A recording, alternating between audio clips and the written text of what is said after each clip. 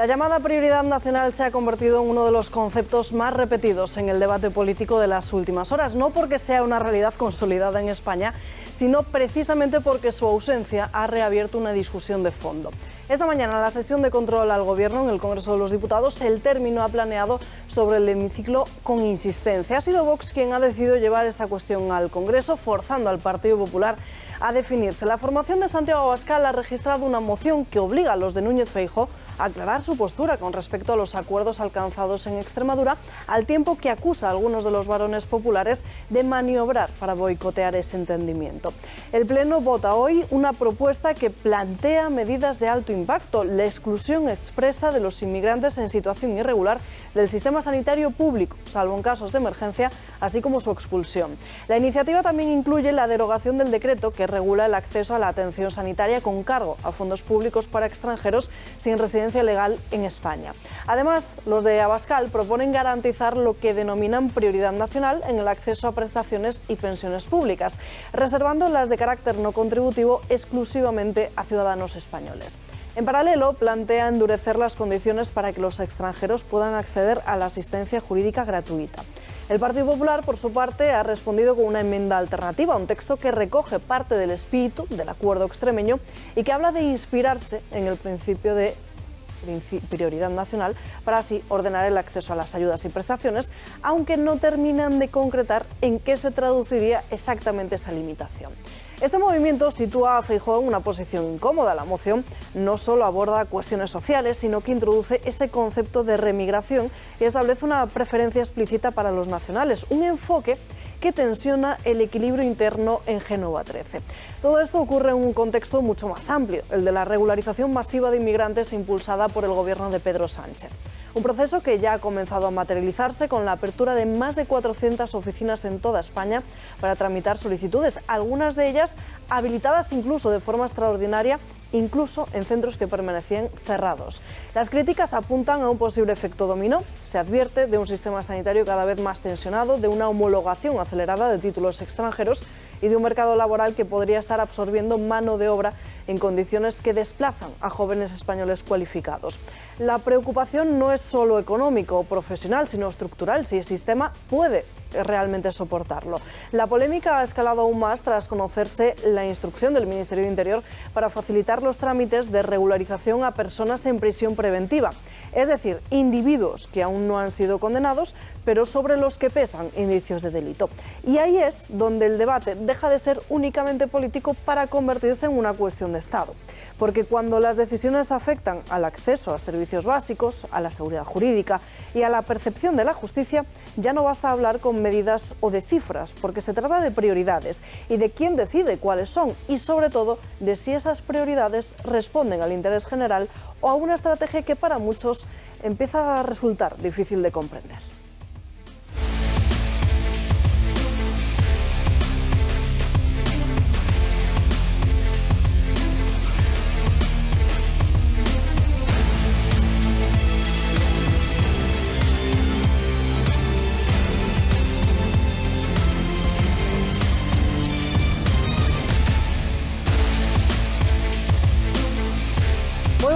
Arrancamos este miércoles, es 22 de abril, celebramos San Sotero Papa y muchísimos asuntos encima de la mesa. La mayoría de ellos nos han llevado durante toda la mañana de hoy a estar pendientes del Congreso de los Diputados. Enseguida les mostraremos qué es lo que ha sucedido en el pleno de esta mañana, un pleno en el que el presidente del Gobierno ha vuelto a asegurar que Cataluña es un país, lo ha puesto al nivel de España. Enseguida les mostraremos esas declaraciones del líder del Ejecutivo, hablaremos de esa regularización de inmigrantes, dedicaremos buena parte del programa de hoy a hablar del aspecto sanitario. De hecho, tenemos que hablar también del cáncer de colon. Enseguida les contaremos cómo afecta a los mayores de 70 años, hablaremos de Cataluña, de corrupción y muchos más asuntos. Así que no nos demoramos más, quédense con nosotros a lo largo de estas próximas 2 horas. Josep María Francas, ¿qué tal? ¿Cómo estás? Bueno, pues sigo en la evolución y tirando a positiva. Mejor que ayer. Sí. Peor que mañana. Espero peor que mañana, sí. A ver, yo ayer al final, cuando se estaba acabando el programa, hablamos del tema de prioridad nacional, o del concepto este, Y yo dije que había una manera que era que explicarlo mejor y te ahorras el problema. Pero evidentemente lo importante de eso no es explicarlo, lo importante es entenderlo, ¿no? Entonces, yo explicaré lo que entiendo yo sin representar ni al PP ni a Vox, sino a José María Francás, Pablo y Elías, que es como me llamo yo, ¿no? Entonces, prioridad quiere decir prioridad, no quiere decir exclusión. Quiere decir que se prioriza una cosa frente a otra. Y nacional, pues viene de nación. Aquí no estamos hablando, pienso yo, de prioridad de piedras, ¿no? Sino estamos de prioridad de nacionalizados, o sea, de personas que pertenecen a esta nación. Me ha chocado mucho esta mañana en una televisión como una de esas chicas izquierdosas espabilada defendía que eso era absolutamente anticonstitucional por el artículo 14. Y ha citado el artículo 14, como buenamente sabía ella, diciendo exactamente todos somos iguales ante la ley. Hay un pequeño problema, que el artículo 14 no pone eso. Pone todos los españoles son iguales ante la ley. Porque si la Constitución pusiera que todos son iguales ante la ley, se supone que un chino también estaría dentro de la igualdad de la ley española, etc. O sea, que no empecemos a hacer trampas, porque aquí se trata de priorizar los españoles, ¿no? A ver, ¿puede ocurrir que lo contrario no ocurra? Puede ocurrir. A mí me llegan muchas voces de sí que ocurre. O sea, que hay gente que por el hecho de no ser española tiene ayudas que al español se le niegan. Si eso es verdad, evidentemente eso habría que excluirlo, pero no habría que excluirlo porque en Extremadura hayan votado eso, sino habría que excluirlo porque es del todo insensato que un país le dé más prioridades que a los señores del propio país al que no sea del país, ¿no? Puede ocurrir que en alguna aplicación de esta prioridad se choque con alguna legislación, ya sea española, ya sea europea. Pues entonces no se podrá ejecutar hasta cambiar la legislación. Pero evidentemente el objetivo tendrá que ser cambiar la legislación, porque no tiene ningún sentido el que no tenga prioridad el que es del propio país. Me parece que es tan fácil como de sentido común y que eso lo puede no entender nadie, pero lo entiende todo el mundo cuando le afecta. Si no te afecta, puedes no entenderlo y decir, ¿cómo puede ser eso? Y tal, hasta que te afecte. Cuando tienes un hijo que tiene que entrar en una plaza y resulta que compite en desigualdad de condiciones por ser español, entonces ya empiezas a entenderlo. Con lo cual, no creo que sea un problema eso, entenderlo. ¿Dónde está el problema? El problema está en el complejo del PP una vez más. No por la palabra de prioridad, pero la palabra nacional, esto les pone muy de nervios porque les mete en un cajón que no quieren estar. Si tuvieran claro lo que quiere decir eso y lo que defienden, no tendrían el problema de ahora tener que matizar e ir a lo que yo explicaba ayer, que me equivoqué en eso, que es intentar hacerlo por marketing. No es por marketing, es por definición. Un español tiene que tener prioridad siempre en España. Y poner un ejemplo muy tonto para que se vea, por si alguien no lo entiende, que no tiene mucho que ver. ¿Quién tiene derecho al paro? ¿Todos los españoles tienen derecho al paro? No es verdad. Tienen derecho al paro todos los españoles que estén parados. Y además que estén parados durante un determinado tiempo. Y que hayan cotizado durante otro determinado tiempo. Y que no se quede durante otro determinado tiempo. Con lo cual, esa prioridad nacional es tan fácil como elaborar legislación para las cosas donde tengas en cuenta características que hagan que haya prioridad de unos sobre otros. Tú puedes priorizar para dar un piso los mayores de 60, los menores de 40, los más de 25, los más de 70. No podrás priorizar que sean españoles de toda la vida, pero podrás priorizar lo que decía el PP, que lleven 20 años en el pueblo, que además tengan familia allí, que no sé qué, que no sé cuánto, y ya está. O sea, que no vengan con... que él se rasca las vestiduras el que quiere rasgárselas. Yo, como no tengo para comprar camisas cada semana, no me rasgo ninguna, aguanto. Nos acompaña también en esta mesa don Luis del Pino. Muy buenos días. Muy buenos días.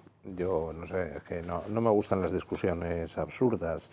En mi casa me encantaría tener, pues no sé, 20 millones de euros de sueldo mensual y poder regalar dinero, abrir de par en par las puertas y que todo el que pase por delante de mi casa entre y coma lo que le dé la gana. Desgraciadamente, pues no tengo 20 millones de euros de sueldo mensual, con lo cual, pues no puedo gastarme el dinero en todo lo que me apetecería. Tengo un dinero limitado y por supuesto que el dinero que tengo limitado es primero para mi familia. Y hombre, si luego puedo ayudar a alguien, pues buenamente lo hago. Y quien pretenda decir que va a quitarle a su familia para darle a otro, pues no sé, que se explique con su familia, ¿no? Antonio Burgueño, ¿qué tal? Pues muy bien, buenos días. Ya me me habéis inducido y la sanidad puede ser gratuita como uno de los bienes que se están discutiendo. Puede ser gratuita, debe ser gratuita, si esa sociedad se compromete a que todos los componentes de la sociedad la pagan. ¿Quiere decir que todos la paguen igual o todos la paguen dependiendo de su patrimonio? Eso lo deciden las leyes y eso es, además, una redistribución de la renta. Pero el que no la paga será por las razones de que carece de dinero, pero es de los que pertenecen a ese país. Hay otra cosa que es diferente. Un señor que llega a España de la forma que llegue y se enferme y no tenga derecho, porque no lo tiene, a la sanidad pública gratuita, a la sanidad gratuita, no lo tiene porque no es español, ese se tiene que morir en la calle. No, ahí hay otro principio, un principio humanitario y de justicia social. ¿Dónde tiene que ir? A un tribunal que le diga, a un juez que le diga, usted no tiene más remedio que asistir a este señor por la perentoriedad de lo que le está ocurriendo. Es decir, Estados Unidos, por ejemplo, los hospitales están llenos de personas que están siendo asistidas sin pertenecer al sistema sanitario que lo tiene Estados Unidos y que el hospital no puede pasar la factura nada más que ¿a quién? A la persona. Después no lo puede pagar. Bueno, entonces viene un juez y le dice cómo se solventa el tema. Pero lo que no se puede es ser tan ridículo como para decir que en España la sanidad o las pensiones o la protección de tercera edad es gratuita y universal. Eso es una estupidez que nos está metiendo en un lío de que encima los que la están financiando tengan listas de espera. Pues empezamos, si les parece, con lo que hemos vivido esta mañana en el Congreso de los Diputados, una sesión de control al Ejecutivo en la que ha participado el presidente del Gobierno, Pedro Sánchez, después de casi un mes de ausencia. En estos últimos 30 días, Pedro Sánchez no ha pasado por esta Cámara, no se ha sometido al control parlamentario. Son muchos los temas que han sobrevolado el hemiciclo de esta mañana. Uno de ellos es la cuestión del pacto con el Partido Popular en Vox en Extremadura, la regularización de inmigrantes, la situación económica de los españoles, pero desde luego a nadie no ha pasado inadvertido la siguiente afirmación de Sánchez, poniendo a Cataluña al nivel de país, al igual que España. Que desde luego este gobierno lo que va a hacer es reconocer derechos y que va a hacer a Cataluña y a España países mejores. Sí, países mejores, señoría. La primera vez que realiza una declaración de este tipo, pero desde luego sí que es cierto que es denunciable, ¿no, Francas? Acordaos que hasta Pachi López le intentó explicar a este señor cuando competían, que mira que Pachi López te intente explicar algo. Bueno, que lo intente no es problema, pero que te explique algo es complicado, porque creo que la capacidad que tiene que entender es muy baja, muy baja, muy baja. Pero entendía mejor lo que eran los países, las naciones, los estados y todo eso, es que Pedro Sánchez, lo cual no dice nada a favor de Pachi López, pero sí dice bastante en contra de Pedro Sánchez. Yo cuando veo este tipo de cosas me pregunto, ¿para qué lo hace Sánchez? ¿Qué necesidad tiene de hacerlo? ¿Sánchez necesita decir eso para que le voten los de Junts o los de RC? Evidentemente, aunque no diga eso, va a seguir teniendo el apoyo de los de Junts o los de RC. ¿Quizá para preparar el terreno de cara a algo? Yo diría que más bien es... primero porque yo creo que en el fondo tiene un puntito sádico Sánchez. Sánchez siente como el pueblo español le odia cada vez más. Sánchez ya no puede salir a la calle sin que le escupan, le insulten, le tiren pellas de barro. Y yo creo que se complace en tratando de humillar a aquellos que dicen no me quieren como yo merezco, ¿no? Pero luego, por otra parte, es la mera cortina de humo, la generación de polémica por generar polémica. Lo lanza y, bueno, pues para que estemos aquí un rato indignados con Sánchez, ¿no? Me supongo yo. Yo creo que es un culto a lo bien tratado que viene de Cataluña, como viene muy bien tratado de Cataluña, porque eso es lo que ha conseguido desde esa reunión y todo esto. Él quiere llegar a la naturalidad y poner algo que no está en nuestra Constitución, y por lo tanto da la naturalidad de que esto es un país y Cataluña es otro país, y lo quiere dar como naturalidad y que la gente lo vaya entendiendo. Es su mensaje. O sea, este señor no da una puntada sin hilo. O sea, lleva una táctica que nos está metiendo en un desentendimiento de lo que es la nación española. Y pero eso lo dice hasta delante del rey. O sea, es que le da lo mismo. O sea, es que le da exactamente igual. Y a ver, yo sin desmerecer ninguna de las dos explicaciones, creo que en este caso es mucho más simple. No distingue entre país, nación, Estado, etcétera. No me importa un pimiento, con lo cual usa el concepto, diríamos, como sinónimos, sin caer en la cuenta de lo que está diciendo, porque le importa un pito lo que está diciendo y el caer en la cuenta. Si se parara a pensar, probablemente le gustaría la opción de Antonio, decir, hacerlo adrede, pero es que eso ya lo ha interiorizado tanto que le sale solo. Pero yo creo que cuando dice eso no se plantea que va a enfadar a los de Cuenca, ni nada. Si es que lo da por natural, porque para él tiene un caos mental tal calibre, como para él solo existe el ombligo Sánchez, todo lo demás es una anécdota, me parece a mí. Entonces, no es importante lo otro, ni que 2 más 2 sean 4. Hoy ha vuelto a decir lo de que batíamos el récord de afiliaciones, ¿no? Por cierto, Feijóo no ha sido capaz de rebatirle ni eso.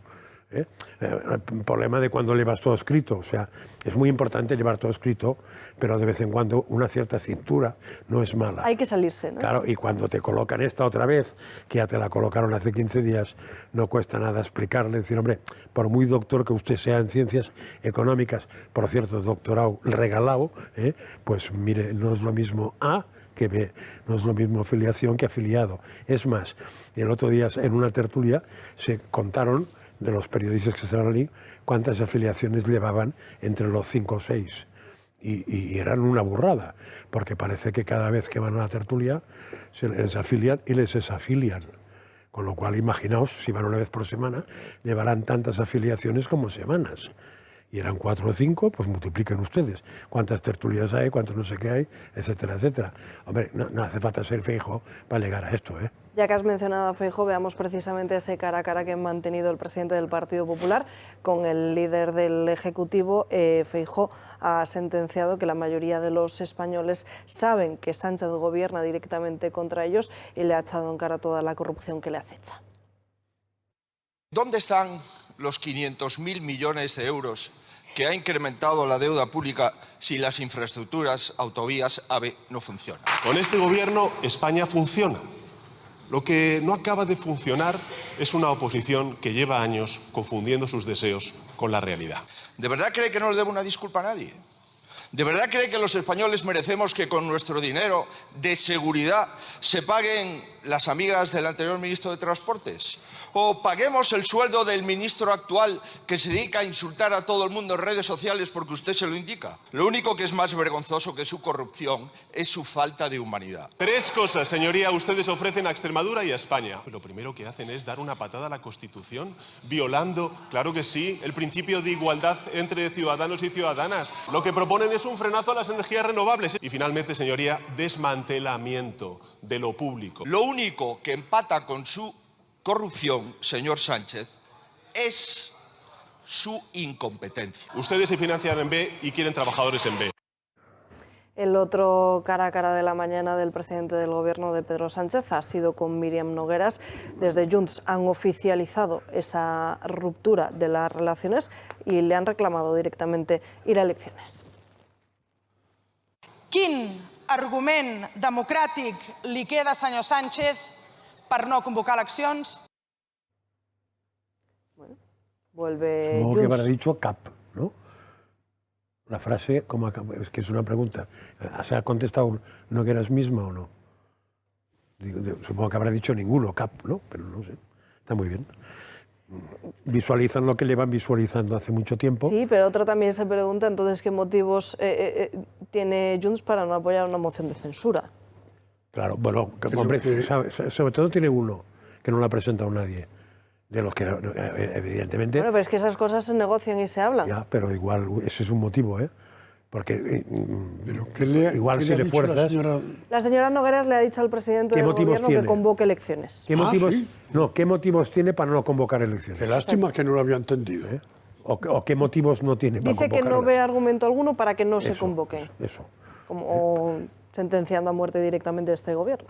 Pero la intervención de Feijóo hay que reconocer que ha sido mientras buena. alguien no presente una moción de censura, Claro, no ahí hay eso y nada es lo mismo. Podría Claro, haber salido a decir, luego dicen que el pescado está caro y tendría el mismo efecto exactamente, ¿no? O sea, es que de verdad es aburrido todo este teatro repugnante.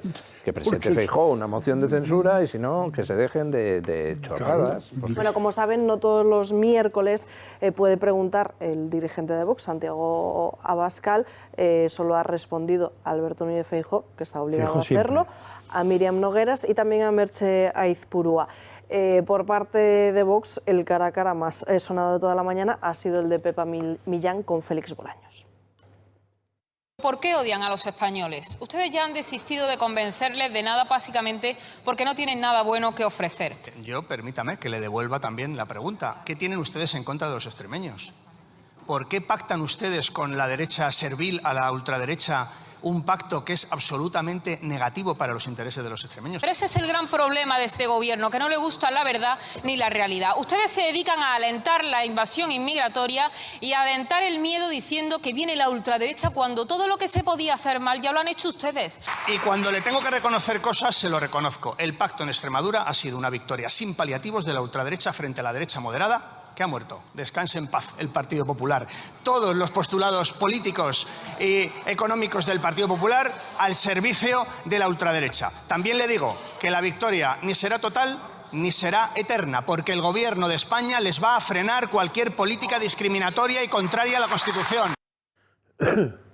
Bueno, el asunto de Extremadura, ese pacto que han llegado el Partido Popular y Vox, una sesión de investidura que ya se finaliza hoy, por cierto. Luego les mostraremos qué es lo que ha dicho Guardiola en ese discurso.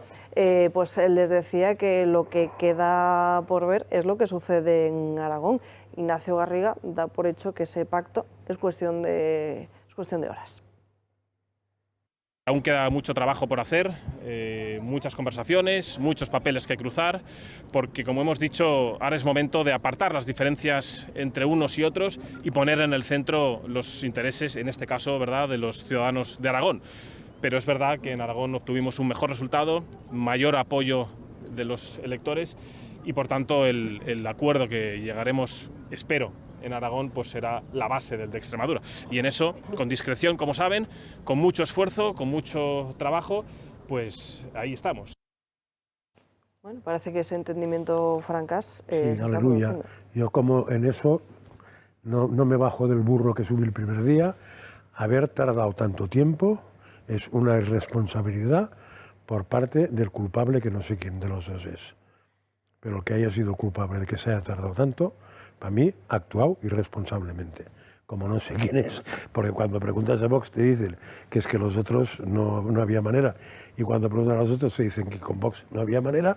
Se supone que alguien de los dos no tenía ningún interés en que eso ocurriera, pero creo que el ciudadano tiene derecho a que una vez ha votado se aplique inmediatamente el fruto de su votación.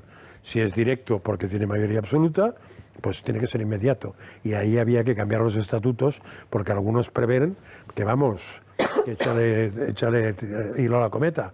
Y ahí me parece que el modelo inglés es perfecto, ¿eh? Se consigue por la mañana y al día siguiente se ha ocupado la plaza.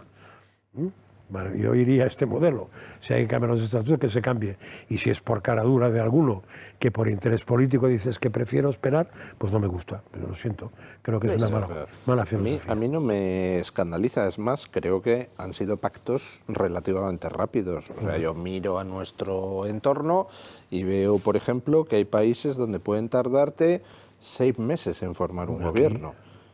¿Cuánto han tardado en Extremadura? En Extremadura, hombre, han tardado 3 meses y pico, ¿no?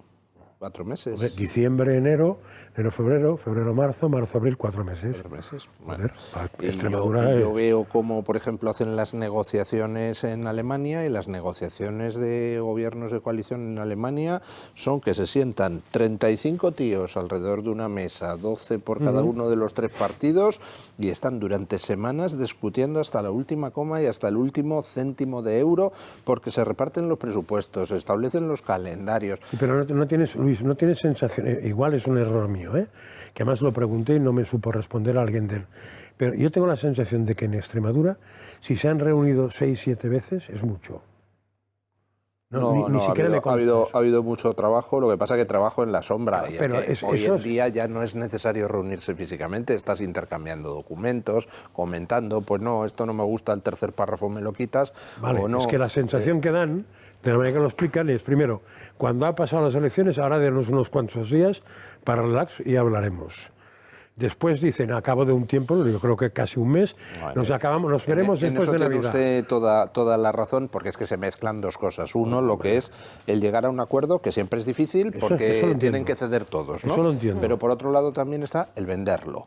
Porque claro, dicen, no, si lo hacemos esto a toda velocidad, entonces resulta que vamos a dar no sé qué sensación. Y no, si resulta que lo hacemos de tal manera, entonces va a parecer que yo me bajo los pantalones y entonces mi electorado me va a castigar. Esa es la parte que me sobra a mí. Esa es la parte que me sobra. Pero es inevitable, ¿no? Ya, pues que vayan evitándola, porque la gente está bastante hasta el moño de los planteamientos de que el tío que tiene que trabajar a las 7 de la mañana no puede plantearse si le miran bien o mal, ¿no? Y los otros van mirando que le miren bien o mal, que quede bien o mal. Oiga, deje de leches y coño, ya que cobra, trabaje. Yo no lo sé, no tengo experiencia, pero ni experiencia ni criterio. Pero lo que sí creo es que una vez que se llega al pacto, lo que deben decir ambas partes es lo mismo, el mismo mensaje. Sí, puede ser. Eso desde luego me parece de cajón. Aunque el producto uno lo venda con un papel de celofán y el otro de otro color, pero el mismo mensaje. No sé, compañeros, si podemos avanzar hacia los siguientes temas que tenemos encima de la mesa. No sé si tenemos ya a nuestra compañera Marien Vallejo preparada, todavía no. Pues si les parece, vamos con esa cuestión mucho más tarde. Nos vamos ya con la regularización de inmigrantes, luego volveremos al tema de la prioridad nacional. No podemos ir en estos momentos como teníamos previsto. Vamos precisamente con esa regularización y con el colapso que está suponiendo. Lo hemos contado antes, lo hemos contado al inicio de este programa, más allá de todas las quejas de la policía, sobre todo es que se permite la regularización de presos que están en prisión preventiva, sobre los que todavía no hay una sentencia firme. También está la cuestión de la homologación de los títulos MIR, Antonio, porque parece que para el año 2027 la mayoría de estos regularizados podrán presentarse con la homologación de esos títulos. Yo creo que el tema es que la regularización debería llevar un rigor enorme persona a persona. O sea, esto no es grupo. O sea, hablar son las personas las que se regularizan. Por lo tanto, persona a persona. Primero la identificación. O sea, tengo experiencia personal de que me he pasado una parte de mi vida en las casas de socorro de Madrid, de facultativo, en el que se ha tomado nota de un señor que decía llamarse, porque así pone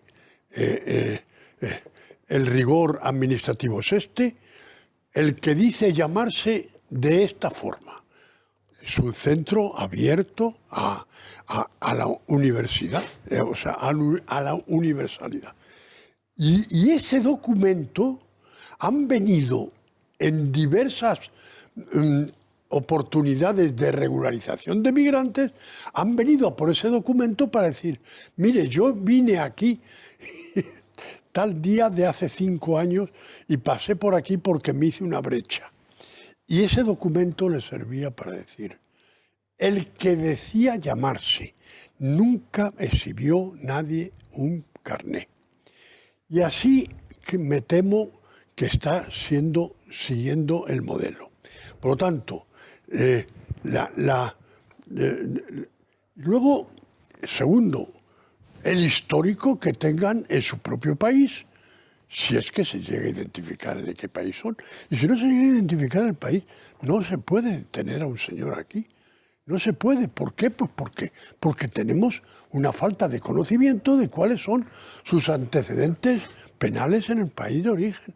O sea, y esto es así regularizado para todo el mundo. Si es que es para todo el mundo, para las personas que usted quiere marcharse. Yo tengo una hija en Australia. ¿Cuánto tarda está trabajando en Australia? ¿Cuánto tarda en regularizar su situación? A lo mejor 8 o 10 años. Y está trabajando en un hospital en Australia. Bueno, estas son las reglas internacionales, pero ¿por qué no las vamos a saltar? Nos decían que había que traer extranjeros porque resulta que los españoles no querían determinados puestos de trabajo. Ahora nos encontramos con que nos han llenado España de un montón de extranjeros que se dedican a acaparar las ayudas públicas y ya lo que no hay es ayudas públicas para españoles. Nos decían que nos traían un montón de extranjeros porque, claro, la pirámide poblacional y tenían que pagarnos las pensiones. Ahora estamos viendo como cada vez hay un número mayor de personas que llegan con una edad avanzada y entonces empiezan, siendo extranjeras, a cobrar aquí una pensión de jubilación de las que consideran no contributivas. Es decir, están viniendo a cobrar las pensiones que los españoles no van a poder cobrar porque le están amenazando ahora a los españoles con bajarle las pensiones porque es que el gasto de esta avalancha migratoria no hay quien lo cubra. Es una locura. En España hay en estos momentos 10 millones de personas de origen extranjero, 7.200.000 extranjeras, más 2.800.000 nacidas en el extranjero y nacionalizadas. Y nos quiere meter Sánchez otro par de millones. ¿Ha aumentado la cantidad de dinero dedicada, por ejemplo, a servicios sanitarios en consonancia con el aumento de usuarios, el aumento de población? Por supuesto que no, con lo cual están bajando el gasto sanitario per cápita a toda velocidad. Es decir, están degradando los servicios públicos y ahora con lo que está haciendo Sánchez se van a degradar todavía más. Pero es que es peor, es que están regularizando a gente con antecedentes penales, están regularizando a gente sin tener un certificado de este tío no es un violador, simplemente sustituyendo eso por una declaración responsable donde el tío dice yo no soy un violador, se lo juro a usted. Bueno, nos van a llenar las calles de todavía más delincuentes, todavía más gente que acapara ayudas públicas, todavía más gente que compite por las escasas viviendas existentes, con lo cual se elevará aún más el precio de la vivienda y bueno, pues nada, hasta que aguantemos. Sí, yo ayer dije algo parecido a que había llegado una carta a las prisiones para que los funcionarios ayudaran a normalizar o a hacer los trámites a los que estaban en la prisión. Y los que estaban aquí en la tertulia pusieron una cara de haba como diciendo ¿qué dice este tío? Fue el tema de la noche, sí. Porque eso es verdad. ¿Es que es así? O sea, es exactamente así. O sea, no solamente es mentira lo de que no vamos a regularizar a nadie que suponga un peligro para nada, sino que hemos ido donde está el peligro para que el peligro se quede en casa.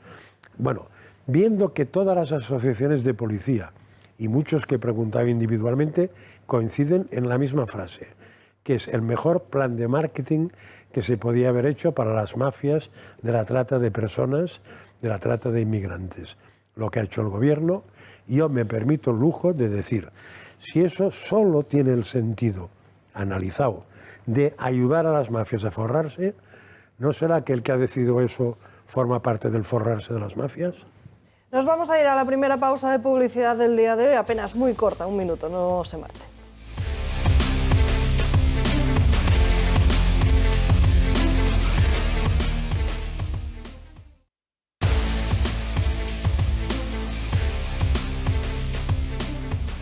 Ya estamos de vuelta en Dando Caña, pasan 5 minutos de las 12:30 del mediodía, las 11:30 en Canarias. Enseguida pasaremos a hablar de más cuestiones, pero recogemos el guante de lo que veníamos tratando precisamente de esa regularización masiva de inmigrantes, una cuestión que desde luego en la jornada de hoy no se puede desligar precisamente de la prioridad nacional. Marian Vallejo, ¿cuáles han sido las reacciones y las posiciones de los diferentes partidos en estas últimas horas? Buenas tardes. Buenas tardes, Alba. Prioridad nacional, esas dos palabras que están ahora en todas partes y que vienen del acuerdo entre el Partido Popular y Vox en Extremadura.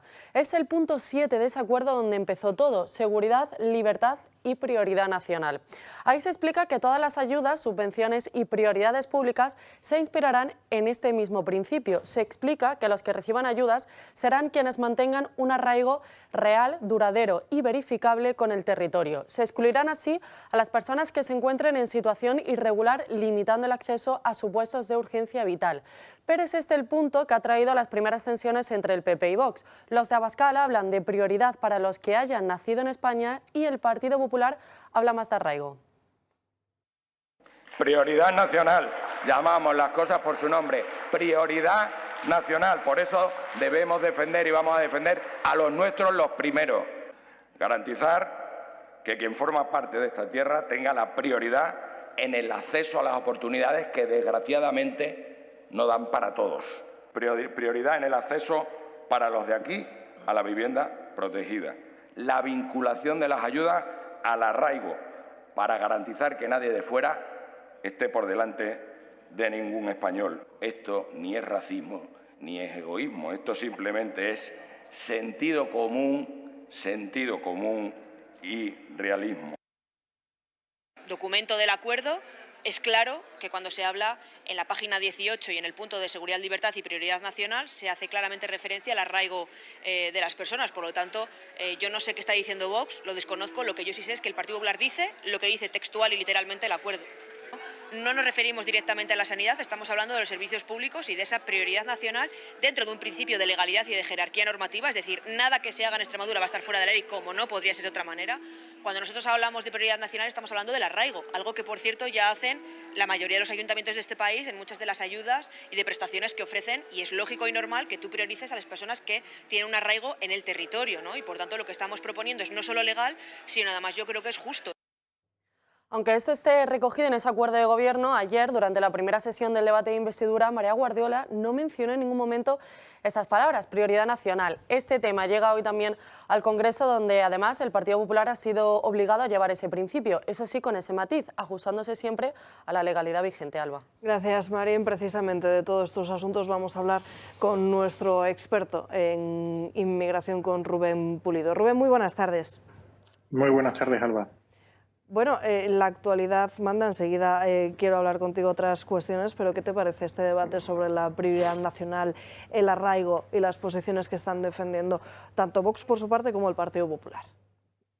Bueno, a mí lo que defiende Vox desde sus inicios en materia de inmigración me parecen cuestiones de todo sentido común y, como ha dicho el portavoz, de realismo, ¿no? De adaptarnos a la realidad que tenemos en estos momentos. No podemos seguir con medidas, no podemos seguir con la aplicación de normativas, bueno, que luego no se cumplen porque el papel lo aguanta todo, y con esto me refiero a las normas de extranjería. No podemos seguir aplicando ciertas medidas ante un contexto que nada se parece al que teníamos hace décadas. Tenemos que adaptarnos al contexto actual, tenemos que combatir el problema que tenemos en la actualidad con nuevas normas, ¿no? Y con nuevos conceptos que de alguna forma giren en torno a esa realidad actual que estamos afrontando, que cada día es más cruda y que si no se actúa con determinación y que si no actuamos adaptándonos, valga la redundancia, a lo que tenemos a día de hoy, pues va a terminar enquistándose y va a terminar en convertirse por un problema de difícil retorno, que es lo que vengo diciendo también desde hace años, ¿no? Que cada día estamos más cerca de ese punto de no retorno. Bueno, encima de la mesa está también ese debate sobre la regularización masiva de inmigrantes. Estamos viendo precisamente las diferentes quejas desde la policía por la alerta de fraudes, pero más allá también de la cuestión sanitaria con el MIR, o incluso en las guarderías, como también van a tener prioridad frente a los españoles, pero sobre todo preocupante el hecho de que se puedan regularizar a centenares de presos que están en las cárceles sobre los que no hay una sentencia firme. Y que tengamos que tener conocimiento de ello por la masividad del proceso, porque la regularización de extranjeros en estancias penitenciarias viene dándose ya desde hace años atrás, y no solo una regularización de esos extranjeros que están en estancias penitenciarias, sino un derecho también a desempleo posterior a su permanencia en prisión. Es decir, todos esos presos de origen extranjero no solo serán regularizados, se habla de más de 3.000, yo creo que las cifras son mayores aún, sino que luego tendrán derecho también a una prestación por desempleo. Se habla mucho de la intencionalidad de cambiar el censo electoral, pero miremos aquí, imaginemos que todos esos miles de presos que van a ser regularizados, más del 80%, como dicen estadísticas penitenciarias en preventivos, más del 80% de los preventivos terminan en condena. Con esto quedarán regularizados, pero no se les podrá expulsar. Imaginemos que a futuro se produce una naturalización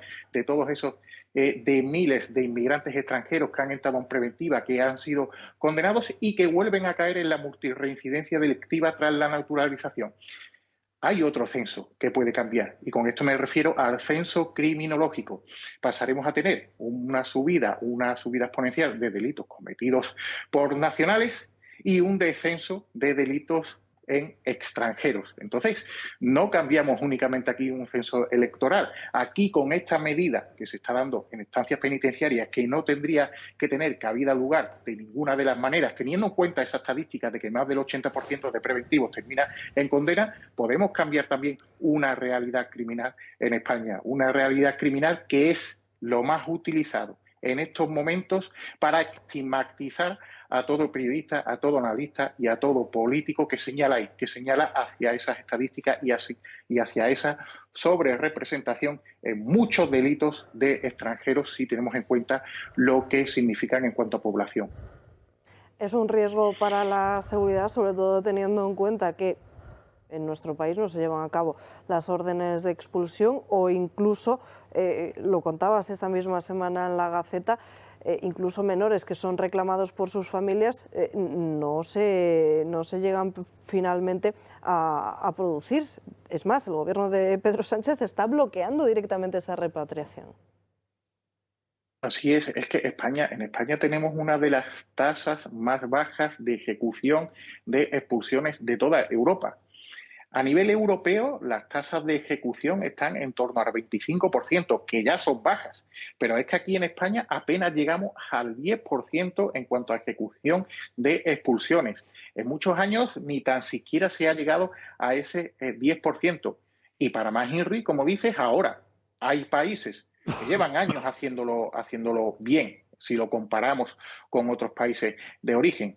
Hay países que utilizan mecanismos diplomáticos, que utilizan mecanismos de política exterior, que aquí no son únicamente las familias que dicen, oye, queremos a nuestros menores aquí. No, aquí es ya Argelia que pide a España, a través del Ministerio del Interior, que devuelvan a sus menores. Y han pasado 6 meses, medio año desde esa petición, y los menores extranjeros no acompañados siguen tutelados en España y no se devuelven a sus familiares. ¿De qué estamos hablando aquí? Porque ya, a mí los calificativos ya se me acaban, se me agotan. Claro, ¿cómo va a colaborar Argelia en materia de inmigración? Con una España que les da de lado y los recursos los pasa al otro socio estratégico en el Magreb, que es Marruecos, que no hace absolutamente nada por controlar la inmigración, da de lado a Argelia, no solo en materia de inmigración, sino en otras cuestiones geopolíticas. Ahora Argelia quiere volver a hacer las cosas bien y se encuentra con este espaldarazo. Es que así no se puede. Rubén, también escribes en La Gaceta sobre la realidad de la inmigración en Andalucía. Sobre todo es importante poner el foco en este asunto en el contexto de la precampaña electoral. Esas elecciones están a la vuelta de la esquina el próximo 17 de mayo. ¿Cómo es la gestión del gobierno de Juanma Moreno Bonilla?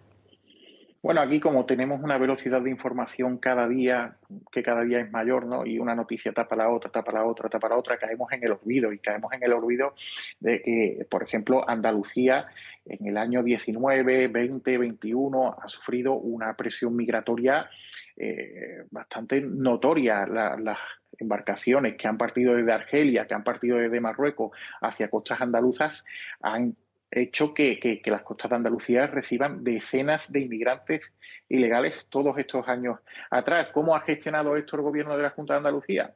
Pues el gobierno de la Junta de Andalucía lo ha gestionado igual que lo gestiona el gobierno de la Nación, es decir, habilitando instalaciones públicas como los albergues de Inturjoven, y ahí es hacia donde voy en ese artículo, albergues públicos dependientes de la comunidad autónoma de la Junta de Andalucía, que aquí no hay ninguna orden del gobierno nacional, es decir, la iniciativa parte del gobierno de la Junta de Andalucía, que decide convertir esos albergues de Inturjoven dedicados al ocio juvenil, es decir, dedicados a jóvenes andaluces que quieren pasar un fin de semana o un puente en algún punto de España a un coste más económico, pues el gobierno de la Junta de Andalucía, Juanma Moreno, decidió habilitar todos estos albergues para la acogida de inmigrantes ilegales. Esto, claro, esto generó un efecto llamada, y generó un efecto llamada en uno de los momentos más delicados para toda España, ¿no? Y para toda Andalucía, que fue aquella crisis sanitaria que afrontamos. De hecho, muchos vecinos que vivían cerca de estos albergues denunciaban constantemente que muchos escapaban del centro aún siendo positivos en COVID. Ha pasado todo eso, ¿no? Ha pasado toda esa crisis sanitaria, y esos albergues a día de hoy siguen teniendo una utilización mixta, es decir, el gobierno de la Junta de Andalucía sigue dedicando albergues públicos a la acogida de inmigrantes ilegales, y puso en funcionamiento para todo esto una estrategia, la estrategia andaluza para la inmigración.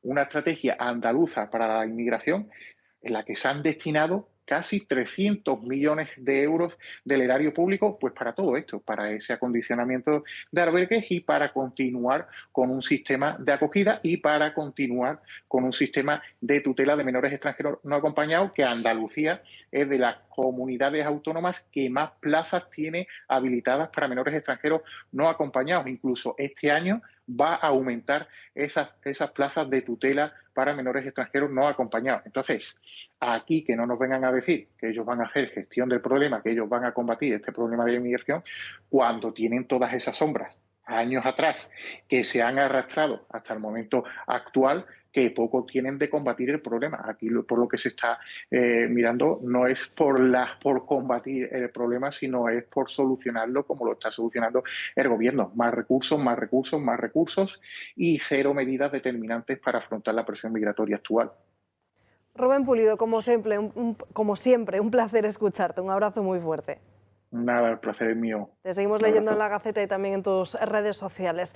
Bueno, lo mencionaba Rubén, lo hemos estado comentando aquí durante todos estos días. Detrás, la sospecha en inflar el censo electoral para que alguien pueda beneficiarle de cara a las próximas elecciones generales del Estado. En nuestro país ya hay municipios, Mario Pérez, que han triplicado su censo, ¿no? Totalmente, Alba, porque la regularización masiva del Gobierno, que está acrecentando aún más, si cabe, una problemática que, aunque no es novedad en España, sí parece haber crecido últimamente, son los empadronamientos ilegales. Ya antes incluso de que comenzara todo el proceso, que mantiene colapsadas las oficinas en el país, la policía alertaba de la oleada de estos procedimientos fraudulentos. Las mafias que se dedican a este negocio ilícito usan todo tipo de métodos y estratagemas para llevar a cabo el trámite.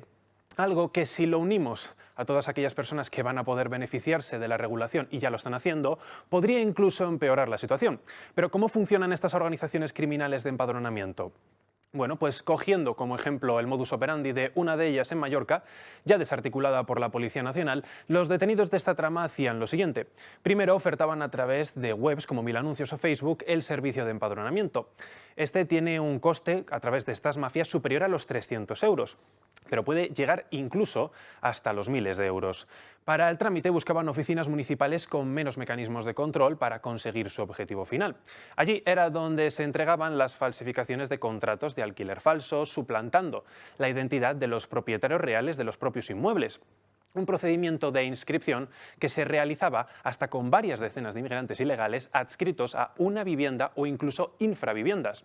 Algo que no es exclusivo de la isla Balear y que también se habría extendido a Aragón. Así, la Policía Nacional ha certificado el repentino crecimiento de población en varias localidades aragonesas que habrían triplicado, como hemos dicho al principio, sus vecinos en los últimos 5 meses, prácticamente todos ellos de nacionalidad argelina. Por ello, la Unidad Central de Redes de Inmigración Ilegal y Falsedades Documentales investiga ahora la existencia de una red mafiosa que se dedica a empadronar de forma ilegal y con documentos falsificados a cientos de magrebíes. Actividad que, dicen, se ha multiplicado con motivo de la regularización masiva, pudiendo extenderse así aún más estos procedimientos fraudulentos por otras regiones del territorio español. En las próximas semanas en diferentes municipios españoles. Desde luego, Francas, no nos sorprende, pero hay que denunciarlo, porque lo decía Mario, en 5 meses esos municipios han multiplicado por 3 su población.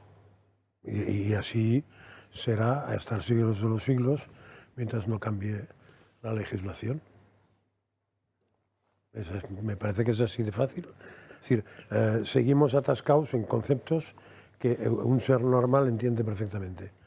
Y es que todo lo que se obedece al tema de inmigración se va a un concepto que es inmigración legal o ilegal. Si igualamos las dos, no tenemos nada que discutir.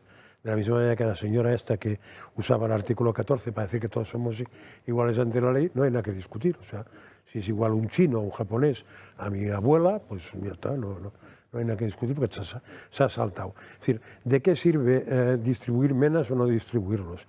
¿De qué sirve acoger los que ya están en España? Tal.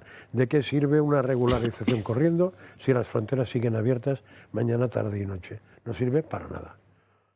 Para nada. Lo único que sirve es para que, si antes había que regular cada 5 años, ahora habrá que hacerlo cada 4, después cada 3, después cada 2 y después cada 1. Y como decía Luis antes, pues claro, la sanidad, pues tocaremos una aspirina semanal, ¿eh? Y poco más. Y una cama, derecho de cama en el hospital cada 5 años, porque no habrá mucha más gente que camas. Pero seguiremos haciendo el soplapollas, diciendo que la inmigración, claro que, que hay que tener el corazón muy ancho, ¿no?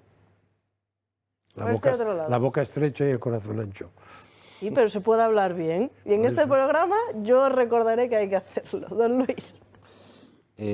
Seguro que todos nuestros oyentes han tenido alguna experiencia de tratos con la Administración en los últimos 3 años, 4 años. Desde la pandemia, seguro que todos han tenido que hacer un trámite u otro. Otra cosa es que les hayan respondido de forma rápida. Exactamente. Son nuestros oyentes y telespectadores seguro que han visto la dificultad en ocasiones de conseguir una mera cita previa. La dificultad de conseguir que les citen para el médico de atención primaria o para la tal especialista. La dificultad a la hora de hacer cualquier trámite en Hacienda o en cualquier otra dependencia de cualquier otra administración. Y ahora, para regularizar a 1 millón de inmigrantes adicionales, mueve Roma con Santiago el gobierno para habilitar a toda prisa todo tipo de mecanismos y medios para que aquello se pueda hacer a toda velocidad. Es decir, los medios que nos regatean, que nos niegan a los españoles para darnos los servicios cotidianos, resulta que para esto sí los ponen. Yo quisiera recordar que hicimos un programa especial en Valencia sobre la DANA, hace no tanto, con motivo del primer aniversario. Y en ese programa especial nos contaron cómo el gobierno de Sánchez tiene retenidas las ayudas de la DANA, y las tiene retenidas por un procedimiento muy curioso que consiste en que el dinero está depositado en una serie de cuentas bancarias, pero no se puede dar más que contra un proyecto elaborado. Oiga, tengo aquí mi casa que hay que reformarla, hay que restaurarla, hay que apuntalarla. Vale, estupendo, pero el ayuntamiento tiene que hacer un proyecto, tiene que visar ese proyecto y solo contra ese proyecto te pueden dar el dinero. Con lo cual, ¿qué es lo que está haciendo el gobierno de Sánchez? Pues aprovecharse de que los ayuntamientos no tienen capacidad técnica para procesar todas esas peticiones y mientras tanto se va retrasando la ayuda. La Generalidad Valenciana ofreció a los ayuntamientos valencianos: oye, yo os pongo técnicos nuestros de la Generalidad para ayudaros a agilizar los trámites. Y el Gobierno de la Nación lo prohibió, dijo que no, tenían que ser los técnicos municipales. Es decir, el Gobierno, que trata por todos los medios de que los ayuntamientos en Valencia tarden lo más posible en tramitar y visar las ayudas a los damnificados por la DANA, ese mismo Gobierno de la Nación está ahora poniendo todos los medios para regularizar ilegales y además presionando a los ayuntamientos para que a esos ilegales sí que les tramiten todo a toda velocidad. Es decir, regularizar ilegales sí, ayudar a los damnificados por la DANA no. Con beneficio, además, para todas estas mafias y beneficio también para asociaciones y organizaciones amigas. Lo cuenta OK Diario, como una ONG con diferentes dirigentes del Partido Socialista va a encargarse también de gran parte de esta regularización y lo va a hacer, atención, por el módico precio de casi 4 millones de euros al año. Antonio. Yo iba, pero mejor que Luis lo ha dicho perfectamente, criticar al proceso de masificación. Y sí, tengo yo no me gusta la utilización del término prioridad nacional, no me gusta. Tampoco me gusta prioridad de los nacionales, que parece que es de lo que se deduce. O sea, prioridad tampoco me gusta. La prioridad es de los que tienen el derecho, punto, y de los que no tienen el derecho, pues que se busquen en la otra forma. La otra forma es otra cosa. No es yo tengo el derecho. Yo tengo el derecho de que me asistan si estoy enfermo en un determinado sitio que se llama urgencia. Bueno, y si está usted en la urgencia, pues sabremos a ver si se tiene usted que ingresar o no se tiene usted que ingresar. Y si de eso depende un ingreso, ¿quién lo paga? Y usted se comprometerá a pagarlo. Mientras tanto, el proceso de auxilio, por supuesto que sigue, porque son dos vías absolutamente diferentes. Casi la 1 en punto, nos vamos a la siguiente pausa de publicidad, también muy cortita, de apenas menos de un minuto, y enseguida volvemos.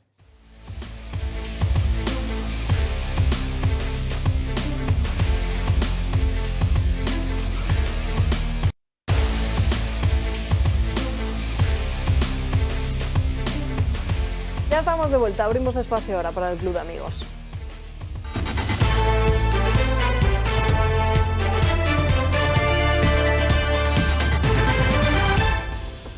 Lo comentábamos en la pausa de publicidad. Paula Cruzado, muy buenas tardes. Nos vamos a Sevilla, aunque sin feria. Aunque sin feria. Después de la feria, nosotros seguimos, decir que a todas las personas que viven en Sevilla, una llamada de atención, hay que apuntar en el calendario el próximo martes, día 28, que pues haremos nuestras tardes de tertulia en las que siempre nos ha gustado hablar en libertad, ese resquicio de libertad en el que podamos seguir reconquistando estos valores, nuestros valores de siempre que hemos perdido un poco el sentido común, lo que decíais antes de la prioridad nacional, todo eso que al final que nos une, el compromiso firme con España, con los no nacidos, vamos a alzar un poquito la voz, no vamos a hablar en medias tintas, vamos a hablar como siempre hablamos aquí, y lo haremos el próximo martes día 28, lo haremos en Sevilla a las 7:30 de la tarde y lo haremos junto con un gran cartel como es Manuel Gavira, Javier Cortés, Julia Ariza, José Javier Esparza. Son muy poquitas plazas porque son eventos muy exclusivos. Hacía mucho tiempo que no íbamos a Sevilla al Club de Amigos, así que por favor llámenos para reservar su plaza porque, como digo, son muy poquitas y la verdad es que va a ser todo un éxito y hay muchísima gente que se está informando y se está registrando, así que desde aquí animo a todos aquellos que nos están escuchando. Sé que muchos sevillanos están en la feria en estos momentos, pero seguramente que luego en las diferentes redifusiones se enterarán. Así que desde aquí animo a que es un momento de ara de la feria, así que desde aquí animo a que nos llamen, a que se informen de todo y sobre todo que nos acompañen el próximo martes. Sevillanos y no sevillanos que quieran acercarse, por supuesto. Bueno, te diré, Alba, que hay uno que nos ha escrito desde Las Palmas que está interesado en cogerse un vuelo a Sevilla para asistir al próximo martes día 28, así que todas aquellas personas que les apetezca escaparse a Sevilla Que nunca es mal plan. Que nunca es mal plan. El martes a las 7:30 de la tarde, allí les esperamos. Luego también recordarles que hoy es miércoles, por la tarde seguimos cabalgando y quitándole el polvo a El Quijote, que la verdad es que la primera sesión fue un descubrimiento para todos los asistentes y para nosotros también, de lo bien que se lo pasaron, y no solo de lo bien que se lo pasaron, sino con las ganas que venía la gente de acercarse al Quijote y sobre todo acercarse de una forma pues muy divulgativa, muy cercana, muy divertida entre comillas, porque descubrimos las personalidades de los personajes, de lo que Miguel de Cervantes quería, y la verdad es que bueno, ha sido un gran éxito. Seguimos, como digo, cabalgando. En esta segunda sesión hablaremos de la salida del campo y de los primeros pasos del caballo, en el que leeremos pues fragmentos de diferentes capítulos y los iremos analizando desde el punto de vista de Don Quijote y lo que haríamos nosotros pues en la actualidad. Y llega el 10º, me he bajado uno, del Club de Amigos, el 10º del Club de Amigos, no, el 10º del Día de la Madre, porque ¿qué seríamos todos nosotros sin una madre? O sea, no estaríamos aquí si no es por una madre, y se lo tenemos que devolver de alguna forma o de otra. Está claro que el dinero no lo es todo, pero siempre acompaña a dar ese puntito de felicidad, a darle ese capricho que ella siempre ha dejado para los demás, sin importarles nada a cambio. Así que desde aquí, igual que lo hicimos con el padre, en este caso lo celebramos con la madre, y se pueden hacer con su 10º llamando al teléfono del Club de Amigos, de forma presencial en nuestras oficinas, de forma online a través de nuestra página web. Decirles que en esta ocasión son pocos décimos, porque no se juegan los mismos décimos que en Navidad, y luego nos pasa como no el padre y nos pasa como en Navidad, que la gente se queda sin su 10º, así que por favor no lo dejen para mañana si lo pueden hacer hoy. Llamen al teléfono del Club de Amigos, consigan su 10º, apúntese a Sevilla, a Locos por el Quijote, o ayúdenos a seguir hacia adelante, a hacer este medio de comunicación cada vez más fuerte y más grande, con sus aportaciones, ya sea haciéndose socio o haciendo donaciones puntuales, que todo suma, y más que nunca les necesitamos a nuestro lado para poder seguir alzando la voz y sobre todo defendiendo los valores que usted y nosotros compartimos. Hemos cogido el número con intención, porque veo que la terminación 64 es el mismo número que termina el teléfono del Club de Amigos. Y digo, a lo mejor pues es mira, mera coincidencia. Pues puede ser mera coincidencia. Pero bueno, que no se acuerden, que no se olviden de nuestro teléfono del Club de Amigos, que es el 91-616-2464, y que nos llamen para cualquier tipo de información, ya sea para apuntarse a las actividades, ya sea para hacerse socio del Club de Amigos, ya sea para ayudar a este medio de comunicación haciendo una donación puntual. Para lo que necesiten, ese es el teléfono del Club de Amigos. Reservadme un 10º. Claro que sí. Que llamen cuanto antes al 91-616-2464. Gracias, Paula. Gracias a vosotros siempre. Ese teléfono para llamar, pero si lo prefieren, el correo electrónico, como bien les indicaba, para apuntarse o solicitar cualquier tipo de información. clubdeamigos@clubdeamigos.org. Vamos con otra cuestión sanitaria. Miro al doctor Burgueño porque de ello vamos a hablar. Comentemos precisamente esa noticia que hay acerca del cáncer de colon, que parece desde luego una noticia positiva, porque Sanidad ha extendido el cribado de cáncer de colon hasta los 74 años. Ya es oficial y así lo recoge el BOE desde esta misma semana. El cribado del cáncer de colon se amplía hasta los 74 años, fijando de esta manera la población diana a los hombres y mujeres comprendidos entre los 50 y 74. En la mayoría de las comunidades autónomas se realizaba hasta los 69 años. Entra en vigor en el Boletín Oficial del Estado una nueva orden que amplía la prueba del talón, los cribados neonatales, hasta 21 patologías y eleva hasta los 74 años la edad de participación en el cribado de cáncer colorectal. Una decisión que vuelve nuevamente a reforzar la prevención para llegar antes y proteger mejor. Una prueba de detección de sangre en heces que se realiza cada 2 años, pero que cuenta con una muy baja participación ciudadana, en torno al 43%. Solo durante el pasado 2025 se diagnosticaron 44.573 nuevos casos de cáncer colorectal en nuestro país, siendo ya el más frecuente, 85 por cada 100.000 habitantes. No hay que olvidar que el 90% de los casos con una detección temprana consigue curarse. La ampliación del cribado hasta los 74 años supone una inyección de 30 millones de euros en la lucha contra este cáncer. Sin embargo, el esfuerzo, la inversión y la investigación en esta enfermedad sigue siendo irrisoria en nuestro país. España gasta 3 veces menos que Europa en la investigación contra el cáncer. Esto se traduce en que en nuestro país se invierte menos de €1 por habitante en la investigación oncológica, cuando la media europea se sitúa en torno a los 3,5 €. Reino Unido, por ejemplo, destina más de 13 € por habitante. Suecia, Suiza, Francia, Holanda e Italia también están por delante de nosotros. De nada sirve avances como los conocidos este mismo año por el doctor Barbacid en el cáncer de páncreas. Nuestra investigación lo que ha conseguido, en pocas palabras, es una terapia, una triple terapia, es decir, compuesta por 3 inhibidores, que lo que hace es eliminar, desaparecer tumores experimentales de páncreas y además hacer que esa desaparición sea duradera. Si para continuar con la siguiente fase de la investigación necesita 30 millones de euros y la sanidad pública, a través del gobierno, mira para otro lado. El cáncer en nuestro país continúa creciendo. Solo durante el 2025 se incrementó el número de diagnósticos en un 3,3% con respecto al 2024 y las previsiones indican que en este año continuarán incrementándose. Y mientras la enfermedad avanza, vemos como el gobierno da pequeños pasos ante una enfermedad a la que se combate con inversión e investigación, 2 aspectos que a día de hoy son muy deficitarios en nuestro país. Hay más casos, también seguramente, Antonio, corrígeme si me equivoco, porque también se detectan más, pero lo que hay son muy poquitos recursos precisamente en la lucha contra esta enfermedad. Vamos a ver. Esta señora ministra lo único que hace es pegar patada en el culo a las autonomías. Vaya por delante. El registro, el cáncer de colon y su, digamos, dispositivo para poder prevenirlo y en tiempo temprano de la evolución de un cáncer es un adelanto dentro de los muchos adelantos que tiene la oncología en el mundo. Desde mi punto de vista, cada palabra que dijera la ministra debería hacerlo poniendo al lado el montoncito de los billetes que cuesta. Y a mí me parece muy bien, porque soy médico y me parece muy bien estar absolutamente al día del diagnóstico precoz, de la prevención precoz y del tratamiento precoz. Es que me parece muy bien. Lo que no me parece nada bien es despertar expectativas en los ciudadanos que luego no se puedan cumplir por las listas de espera. ¿Por qué no habla usted de las listas de espera que le competen absolutamente?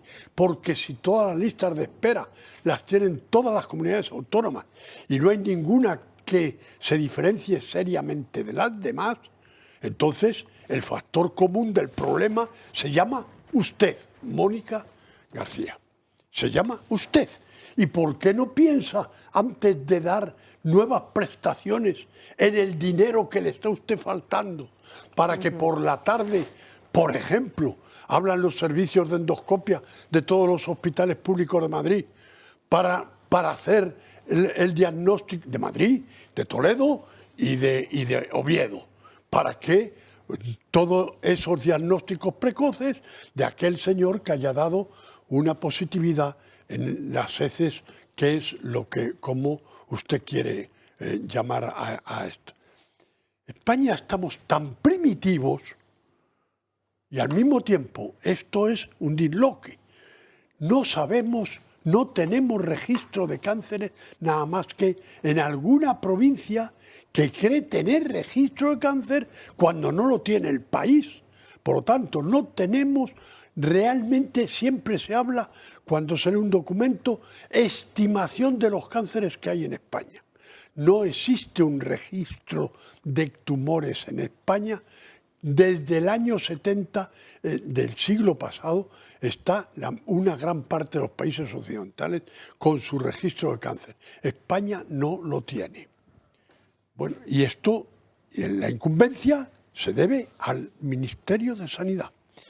Bien, exactamente igual que el tema de las listas de espera, que es un procedimiento de racionalizar una demanda que no sabe cómo gestionar la oferta. Por lo tanto, estamos en una lista de espera de las que vamos a estar hablando durante toda la campaña de Andalucía. Aunque, Antonio, a mí lo de las listas de espera me lo has explicado maravillosamente bien en menos de un minuto esta misma mañana. Pues se pretendía decirlo ahora mismo. Si Andalucía tiene unas listas de espera por tumores, por lo que sea, por las enfermedades que sean, superiores a la media nacional, la culpa puede tenerla Andalucía. Si Andalucía está en similar como está, pero bueno, eso hay gráficos y hay cifras, que si está igual que las demás, pues evidentemente la culpa pasa a ser del factor común que se llama Ministerio de Sanidad. Por lo tanto, el Ministerio de Sanidad, la culpa puede decir, mire usted, no tenemos presupuesto. El presupuesto depende del Ministerio de Hacienda. Y el Ministerio de Hacienda no está dando los recursos suficientes para abastecer la demanda de la población. Y en el Ministerio de Hacienda, ¿quién ha estado hasta antes de ayer? La señora que se va de candidata a Andalucía. Y viene metiendo el ojo en las listas de espera. Pero cuando usted estaban mejor las listas de espera de cuando llega usted de candidata. Pero si es que esto es de cajón. O sea, si es que son argumentos lógicos. Bueno, pues ese es el asunto, para que no nos vuelvan locos. Me parece muy bien. No puedo aplaudir a la ministra esa decisión, por más que como médico la estuviera deseando, sino que, si no viene acompañada de que esas expectativas tienen el presupuesto dado desde el Ministerio a través del Ministerio de Hacienda. Y no que la señora que se ha ido de candidata a Andalucía haya parado adrede el decir cuál iba a ser el presupuesto de las comunidades autónomas, porque le iba a diferenciar a Cataluña. Y precisamente por eso dijeron, no, lo dejamos aplazado porque yo me voy de candidata a Andalucía y es muy escandaloso. Pero eso estaba previsto. Francas. Es que no sé exactamente, estando Antonio aquí, qué añadir al tema, porque me parece infumable la cuestión. O sea, de todos modos, una cosa, porque a mí, yo me siento afectado por el posible cáncer este. A mí una vez me han dicho eso de la Seguridad Social, en los últimos años. No sé cuál es el protocolo. O sea, no sé si te tienen que llamar, si hay algo, pero solo una vez me dieron el botecito para después yo entregar mis heces, y por cierto, la respuesta fue terrible, porque me dijeron que tenía un problema grave y como me acababa de hacer una colonoscopia por otra vía, sabía que no tenía ningún problema grave. O sea, fue una falsa alarma. Pero eso puede ocurrir porque se puede reventar cualquier vena o lo que sea y puede ocurrir. Pero que no sé exactamente cómo funciona este protocolo, porque sería bueno que la gente lo supiera. Bueno, claro, o sea, pues, los que tienen 70 y pico años, después ¿les va a llegar alguna carta o algo? Claro, sale la norma desde la Administración Central, que es muy fácil, y luego las comunidades autónomas tienen cada una su protocolo, parecidos son todas, pero lo que tienen es la realidad de la lista, como ha dicho don Luis del Pino. O sea, hay a la espera. Y este año lo podemos mandar, el año que viene no lo podemos mandar, y ese es el asunto. Ya, pero que no hay peor cosa que pensar... Por eso te mandaron al principio, claro, y dejaron de mandártelo. Claro, pues que entonces es mucho peor, porque si te dan a entender que tienes ese tema, entre comillas, resuelto, porque hay un seguimiento y el seguimiento desaparece, entonces todavía es peor el remedio que la enfermedad. Evidentemente. Imagen directa, la que están viendo en sus pantallas, que nos llega desde el Parlamento de Extremadura en esta segunda jornada en la que se producía este debate de investidura de María Guardiola como presidente de la Junta de Extremadura. Esa votación ya se ha producido. Precisamente en estos momentos el presidente de la Asamblea de Extremadura está leyendo los resultados de esa votación. Ya saben que la dirigente del Partido Popular tiene completamente asegurado este respaldo de los 11 diputados de Vox, que sumados a los 29 del Grupo Popular dan el número necesario para que María Guardiola se convierta en la presidente de la Junta de Extremadura, después de hace apenas unos días firmar precisamente ese acuerdo con Vox. En el día de ayer, María Guardiola, en ese discurso, en este debate de investidura, defendía precisamente ese pacto. Reitero a sus señorías que han de ponerse en pie desde su escaño y pronunciarse con un sí, no o abstención. He alcanzado un acuerdo con Vox y lo digo con naturalidad y lo digo con la serenidad de quien sabe lo que hace y por qué lo hace. Y eso es lo que traigo hoy a esta Cámara, un proyecto de transformación que va a ser ejecutado por un Gobierno duradero, fiable, de mirada larga, un Gobierno que consolide un modelo para todos, que consolide el cambio, que lo convierta en una etapa seria, reconocible, que perdure y que deje huella en esta región. No somos el mismo partido, cada uno conserva sus ideas, su identidad y su manera de mirar las cosas. Sé que el acuerdo ha generado ruido, sé que ha habido muchas interpretaciones interesadas, advertencias, proclamas, y no voy a entrar en eso, ni es el momento, ni merece la pena. Dejando Extremadura a un lado y hablando de cosas interesadas, ponemos el foco ahora en materia de vivienda y en ese plan que ha aprobado el Palacio de la Moncloa, el Plan Estatal de Vivienda. Veamos cuáles son sus claves y enseguida las comentamos aquí en la mesa.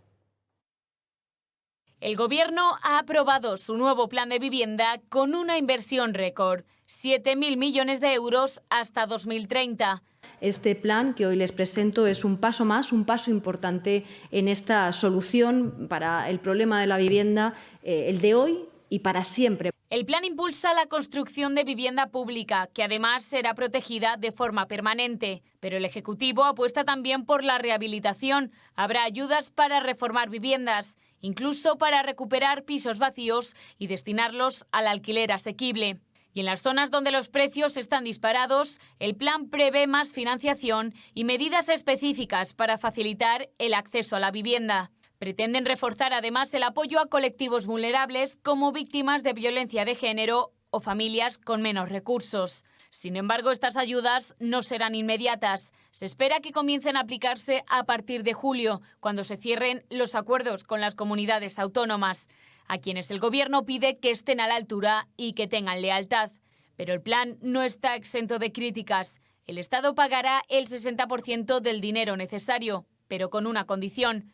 Cada comunidad autónoma tendrá que pagar el 40% restante en su territorio. El Gobierno quiere, por lo tanto, que las comunidades contribuyan más que antes, ya que en planes anteriores solo pagaban alrededor del 25%.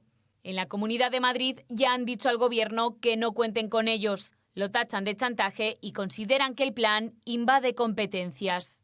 Un plan de viviendas, 8 años después de llegar a la Moncloa, otro plan de vivienda. Hombre, ¿cuántas viviendas han prometido? ¿Cuántos anuncios han hecho? ¿Cuántos foros han organizado? ¿Cuánto dinero se han gastado en hacer propaganda de las viviendas que no han construido? Ya está bien de tomar el pelo a la gente.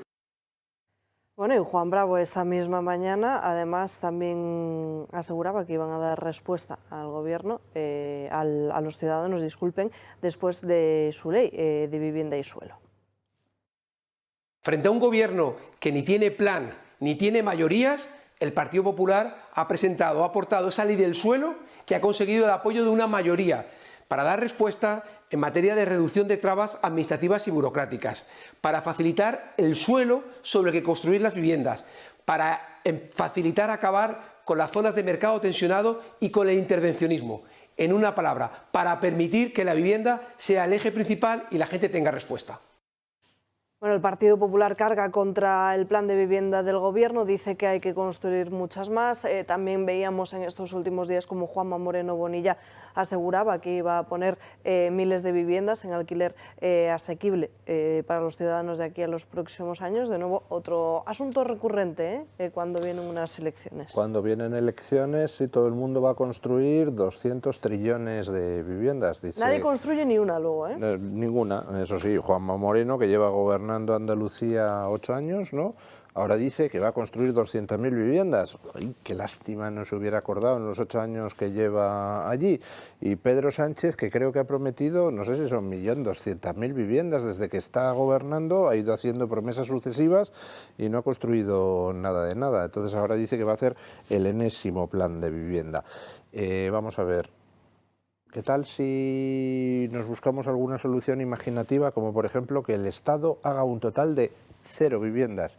Que deje que sean los promotores los que hagan las viviendas, y para que los promotores puedan hacer las viviendas, empezamos por eliminar toda la normativa que hace que las viviendas que hacen los promotores sean cada vez más caras. A la hora de hacer una casa resulta que tienes que darle al ayuntamiento una parte porque quiere hacer un polideportivo con parte de la no sé qué, más luego tienes que hacer no sé cuántas plazas para bicicletas en tu bloque, más luego tienes que poner un doble cristal de no sé qué porque si no se escapa el CO2 y el planeta sufre. Estamos asistiendo en todo Occidente a una campaña deliberada para hacer que se incremente el precio de la vivienda y así arruinar a las clases medias. Y se hace mediante burocracia, mediante leyes ecologistas absurdas, con todo tipo de imposiciones. Claro, resulta imposible que ningún promotor saque vivienda barata. ¿Qué es lo que quiere en estos momentos la gente? La gente que está hacinada en pisos patera, compartidos en muchos casos con gente a la que no conocen de nada. ¿Qué es lo que quiere? ¿Una casa que tenga 2 plantas y 3 parkings de bicicletas y un doble cristal acristalado y además una cosa de geotermia para que así... No, la gente lo que quiere es una vivienda barata y se pueden construir viviendas baratas, pero para eso tienes que eliminar burocracia, tienes que colgar de las mismísimas pelotillas a los que ponen el cazo en los ayuntamientos para llevarse mordidas para ellos o para el ayuntamiento. Y tienes que empezar a acabar con cosas como la estafa climática. Quita burocracia, quita leyes, quita obligaciones para el promotor y deja que sean los promotores los que construyan viviendas. Y algunos promotores construirán pues 1 millón de viviendas pues muy baratas y muy básicas, que es lo que mucha gente necesita para empezar. Y luego habrá otros promotores que hagan cosas más caras para los que puedan permitirse el lujo, pero esto es un sin Dios. ¿Cómo? ¿A santo de qué se va a poner el Estado a dirigir? Nada, a construir nada. No van a construir nada, 0 pelotero. No, aparte de lo que has dicho, tendrían que dejar de tener el suelo secuestrado. Por ejemplo. Con eso también ganaríamos mucho. De hecho, hubo una ley que hizo en su momento Aznar, que es que todo suelo era diríamos... urbanizable. Urbanizable, si no, tenía lo contrario, y ahora es al revés.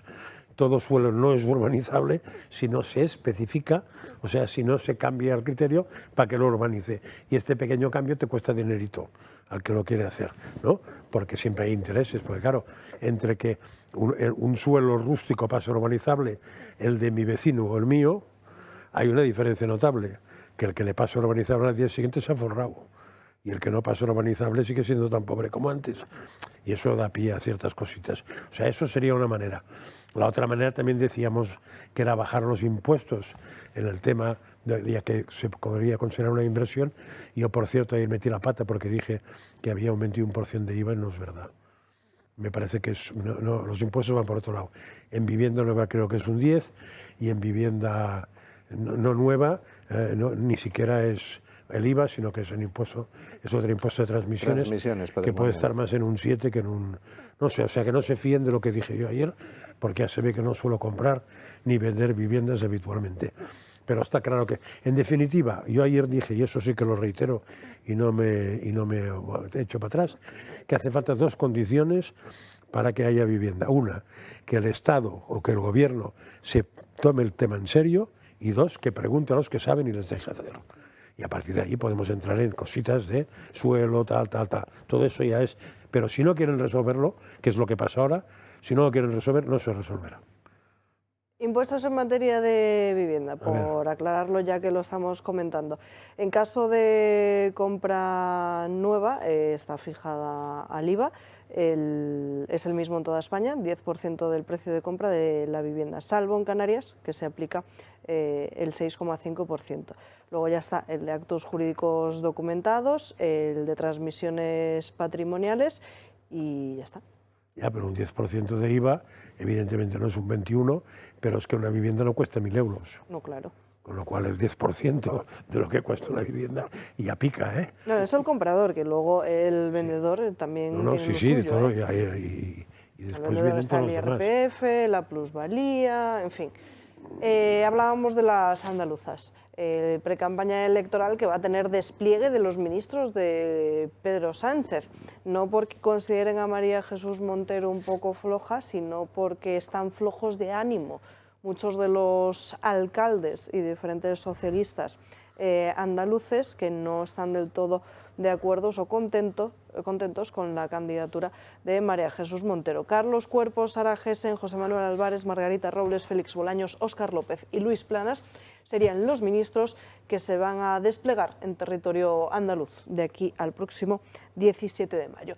Son las 13:26, nos vamos a ir, señoras, a la última pausa de publicidad del día de hoy. A la vuelta nos metemos en página de corrupción, veremos qué es lo que está sucediendo en el Tribunal Supremo. Adelanto también de lo que veremos mañana en la Audiencia Nacional con la declaración de Mariano Rajoy, apagón, en fin, muchos asuntos, no se marchen.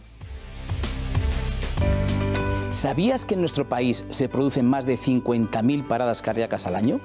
Y lo peor, la mayoría ocurren en casa, con los nuestros. En esos minutos, cada segundo cuenta.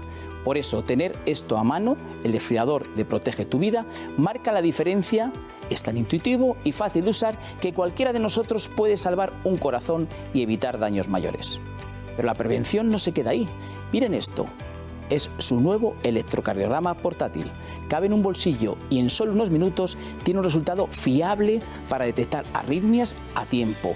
Es tecnología profesional, pero en su mano. No esperes a que sea tarde, llama al 900-730-061, consigue ambos productos, protege tu vida y la de quienes más quieres. 900-730-061.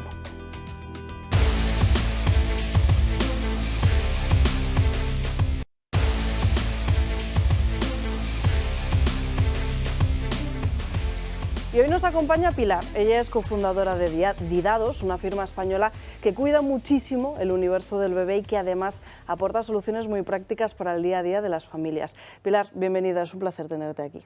Buenos días, encantada de estar aquí y de poder contar un poquito más lo que es Didados. Bueno, para aquellos que todavía no os conozcan, cuéntanos un poquito qué es exactamente Didados, también a qué os dedicáis.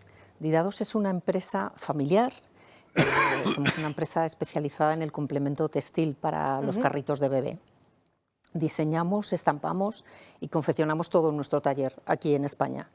Esto nos da la oportunidad de poder controlar y cuidar cada detalle en todo el proceso, para no solo hacer un producto que sea bonito, sino que sea útil y que sea servicial y facilite el día a día de los papás.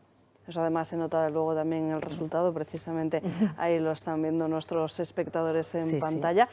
Productos que puede encontrar uno cuando entra en vuestra página web, ¿no? Pues va a encontrar un montón de diseños y un montón de modelos, porque en cada colección desarrollamos hasta 5 modelos de saco o de funda para que cada papá pueda elegir el que realmente le vaya bien a su saco. Y en los bolsos pasa lo mismo, tenemos un montón de modelos para que pueda elegir el que le vaya mejor con su estilo de vida. Y lo más importante es que va a encontrar un montón de opciones en tejidos, en prendas, en colores, todo para que le encaje en su forma de vivir y en su carrito. Bueno, el universo bebé es tremendo, tremendo. Es enorme. Hay muchísimas marcas dentro del sector infantil. ¿Qué es lo que diferencia a Didados? Pues Didados yo diría que nos diferencia el que combinamos el diseño con la funcionalidad. No queremos que sea un producto bonito, sino que de verdad desempeñe la función para lo que está creado. Estamos todo el rato innovando y creando productos que resuelvan problemas reales de la vida, de la familia, del día a día. ¿Cuáles dirías, Pilar, que son los productos que os hacen diferentes? Pues yo diría que son las tapas de cesta y los interiores de capazo medida. Son productos muy específicos y que resuelven problemas reales. ¿Qué son las tapas de cesta? Explícanos. Bueno, pues la tapa de cesta es muy fácil de explicar. Todos los carritos en la parte de abajo llevan una cesta y la llevamos siempre llena de cosas. Y pues cuando salimos a la calle, cuando subimos escaleras, cuando cerramos el carrito para meterlo en el coche, las cosas se caen, se ensucian y lo peor de todo es que las podemos perder. Y la tapa de cesta cumple esa función, cuidar y proteger lo que llevamos dentro, porque están hechas a medida para cada carro, para que realmente sea funcional. Y es un producto de estos que cuando le usas ya no puedes vivir sin él. A medida también esos interiores de capazo, ¿por qué son tan importantes? Porque ahora sí que es cierto que hay muchos modelos universales, pero luego no terminan de encajar bien. No terminan de encajar. Sí que es verdad que hay muchos modelos de capazo en el mercado a los que un interior universal le vale estupendo. Bueno, un interior de capazo es eso que cubre el capazo por dentro y que le queda tan bonito. Entonces, para muchos sí que es verdad que les queda bien un universal y quedan perfectos y bonitos, pero hay otros que tienen otros tantos modelos de capazos en el mercado que tienen estructuras fijas y que a un interior universal no le vale. Para estos es necesario hacérselo a medida, exclusivo para cada carro, y que quede bonito, que encaje y que las paredes no se caigan. Bueno, como padres primerizos, no tan primerizos a lo mejor algunos, ¿con qué ayuda contamos para elegir el producto más indicado? Pues esto es muy importante y en Didados nos lo tomamos muy en serio, porque muchas veces nos llaman los papás y están completamente perdidos en lo que necesitan. Y desde atención al cliente intentamos eso, asesorarles, ayudarles a que de verdad elijan lo que necesitan. Intentamos que siempre sea un trato afable, muy de tú a tú, muy de mamá a mamá. Bueno, y hay algo que comenta muchísima gente, que es cuando recibe el producto Didados, que es el olor, y doy fe de ello. ¿Qué es lo que hay detrás de eso? Sí, es verdad, nos lo dice mucha gente. Didados tiene su propio perfume y todas nuestras prendas van perfumadas y esto a los clientes les encanta. Es un olor, pues eso, especial, un olor de bebé, un olor para bebés, un perfume para bebés que les encanta a los adultos. Y lo que hemos querido crear con nuestro perfume es que fuera acorde con todo lo que es Didados, abrazar la vida. Pues Pilar, ha sido un placer conoceros un poquito más. Muchísimas gracias a vosotros por invitarnos y dejarnos estar aquí y compartir un poquito lo que es Didados. Gracias también por hacer precisamente marca España en un sector como es el sector de los bebés. Un placer. Un placer.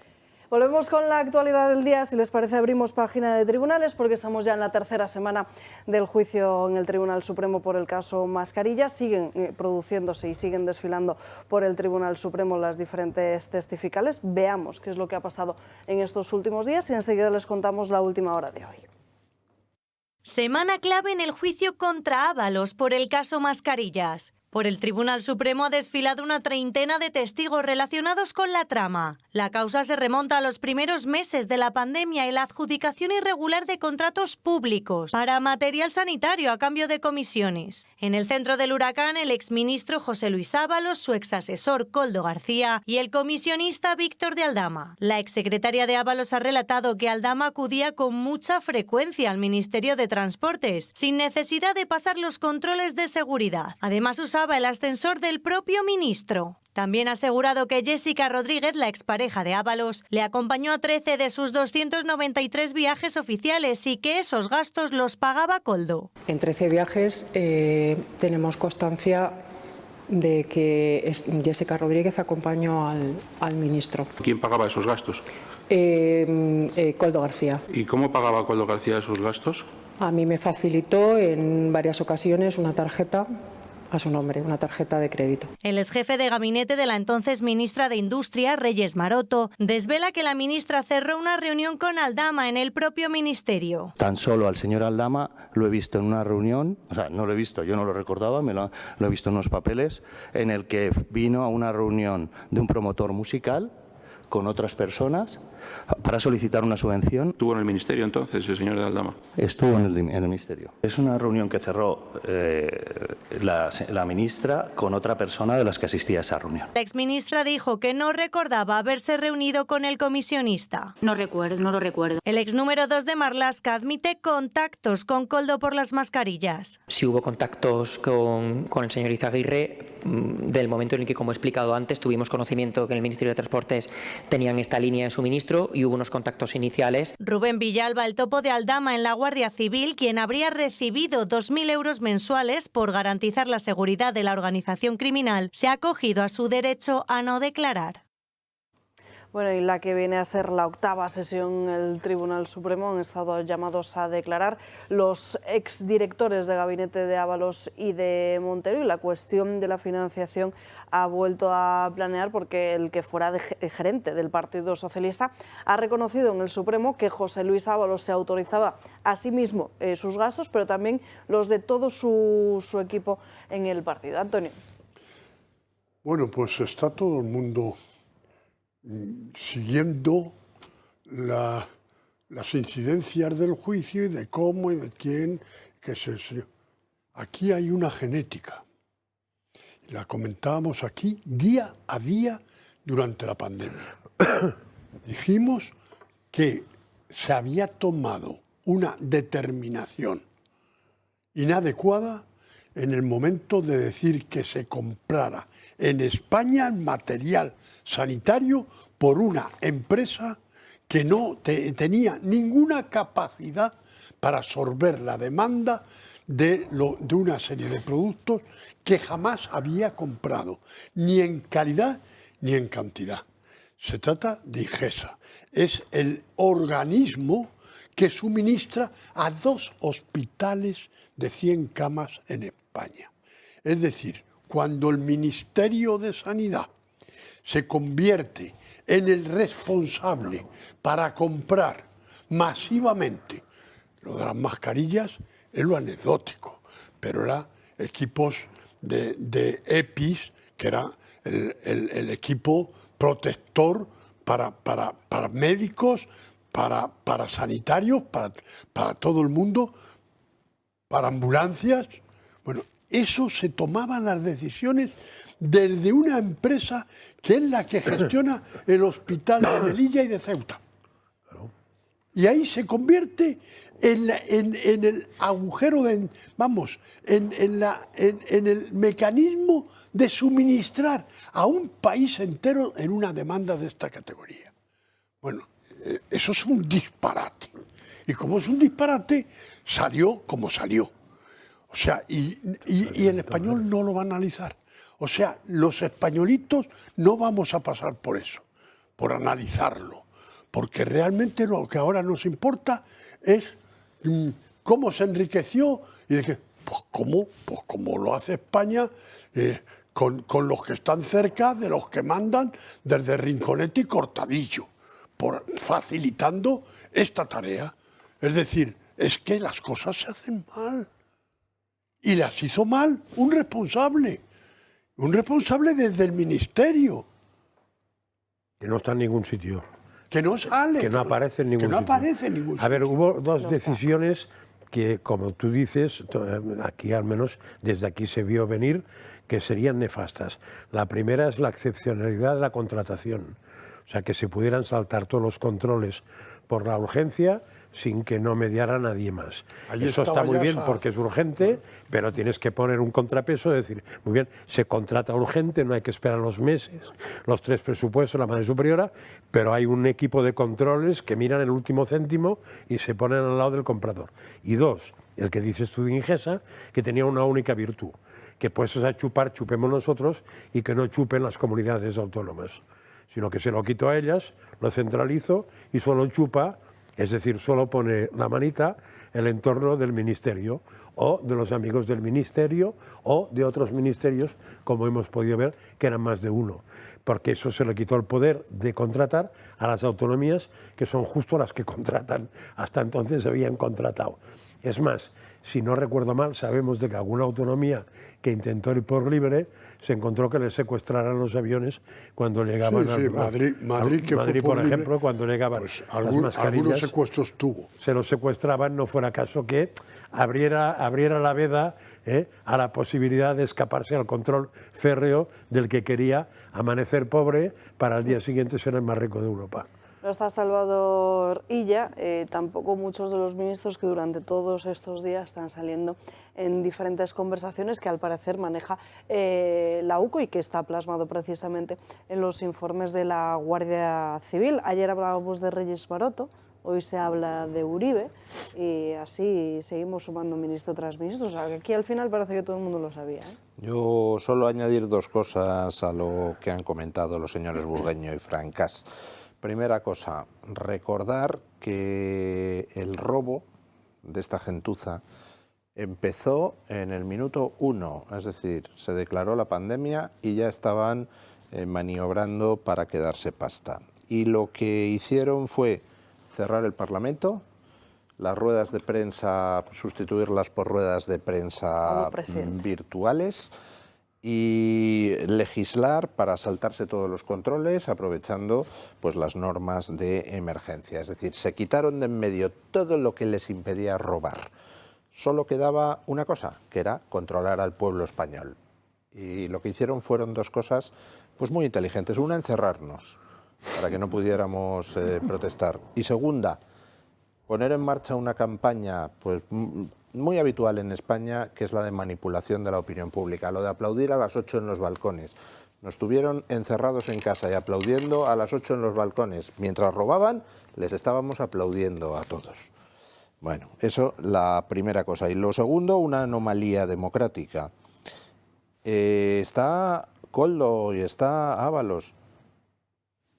Que estos señores eran el número 2 y el señor Lobo de un señor que se llama Pedro Sánchez y que sigue sin dimitir. El canalla que dirigía el Partido Socialista y el gobierno mientras todos estos ladrones robaban cuando la gente moría, decenas de miles, sigue atrincherado en la Moncloa. Esto no pasa en ningún país del mundo. Y aquí seguimos, gracias a cómo untan a los medios de comunicación de mayor entidad, aquí seguimos aguantando que Pedro Sánchez ponga una cortina de humo tras otra. Y hablamos de las cortinas de humo, en vez de hablar de cómo robaban mientras los españoles morían a decenas de miles, en vez de hablar de la gente que han matado en Adamuz, en vez de hablar de la gente que han matado con el Gran Apagón, o en vez de hablar de la gente que han matado con la Dana. Estamos todo el día aceptando sus cortinas de humo y yo creo que ya está bien, ¿no? En fin, hay más cuestiones, porque también está la figura de Francina Armengol. Recordemos que ella es la tercera autoridad del Estado y que también está siendo señalada.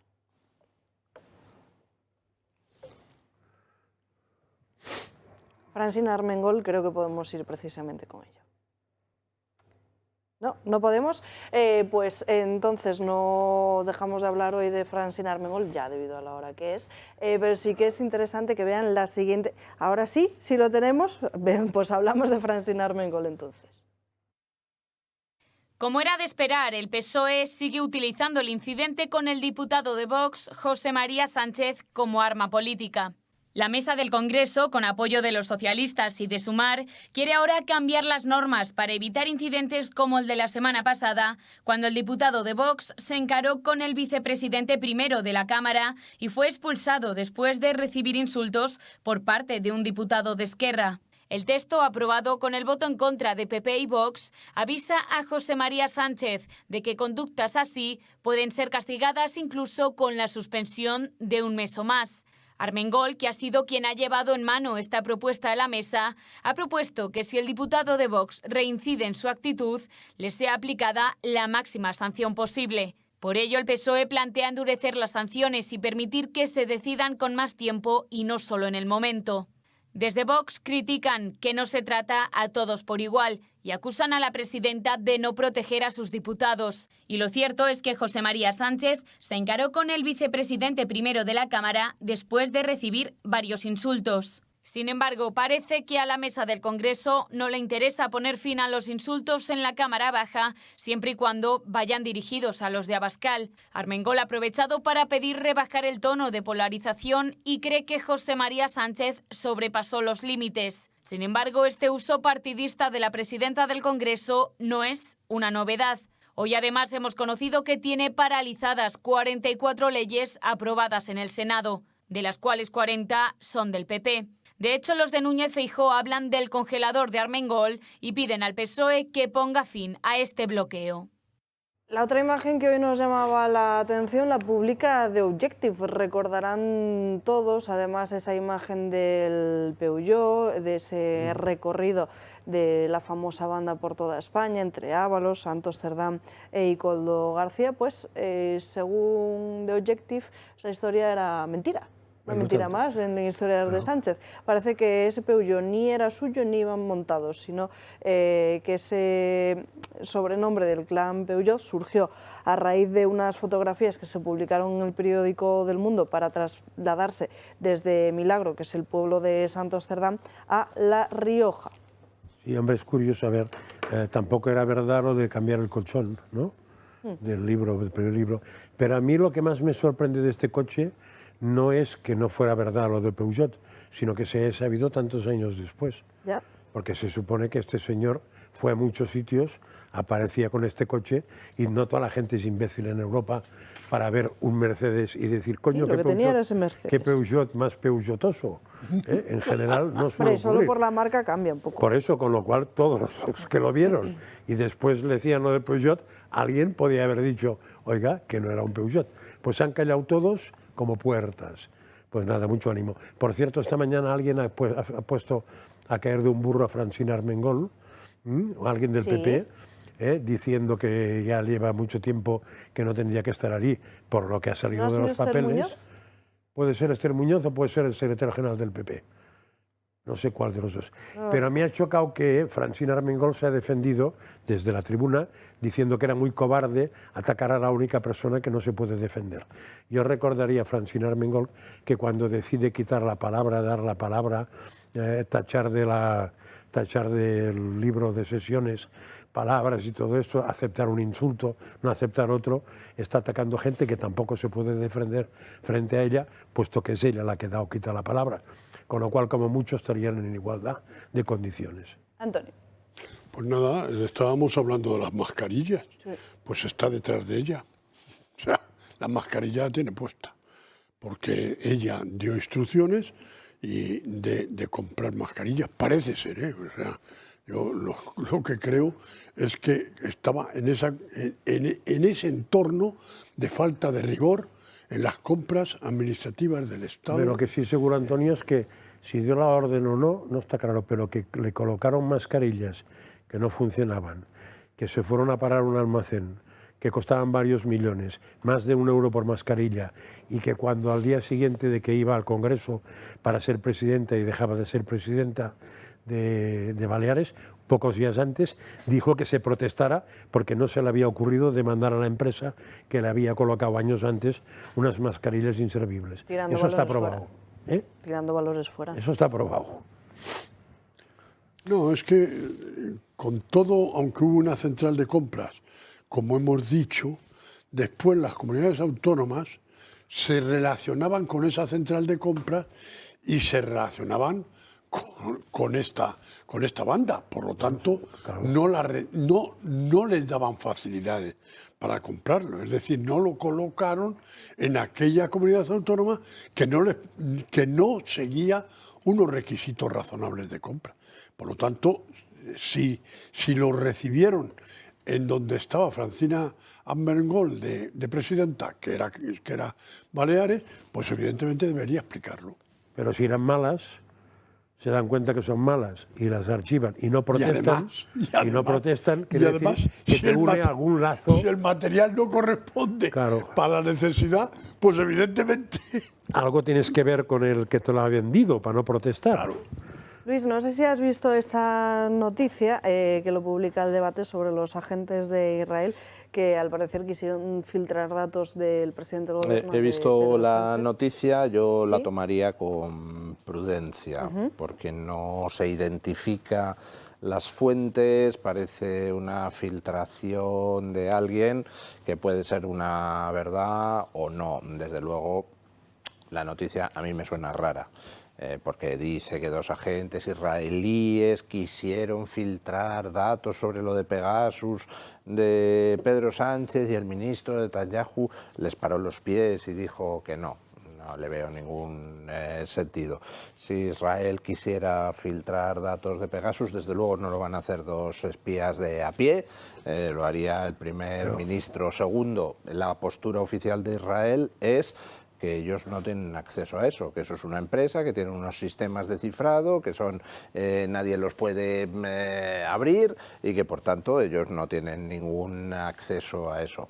Y tercero, un espía israelí de a pie, le aseguro a usted, que no toma ninguna decisión por su cuenta de riesgo, jamás, porque tienen muy claro quién trabajan, para qué trabajan y las consecuencias de mal trabajar, efectivamente. Además, ayer salió una noticia de que Netanyahu había levantado la veda a la información sobre Pegasus.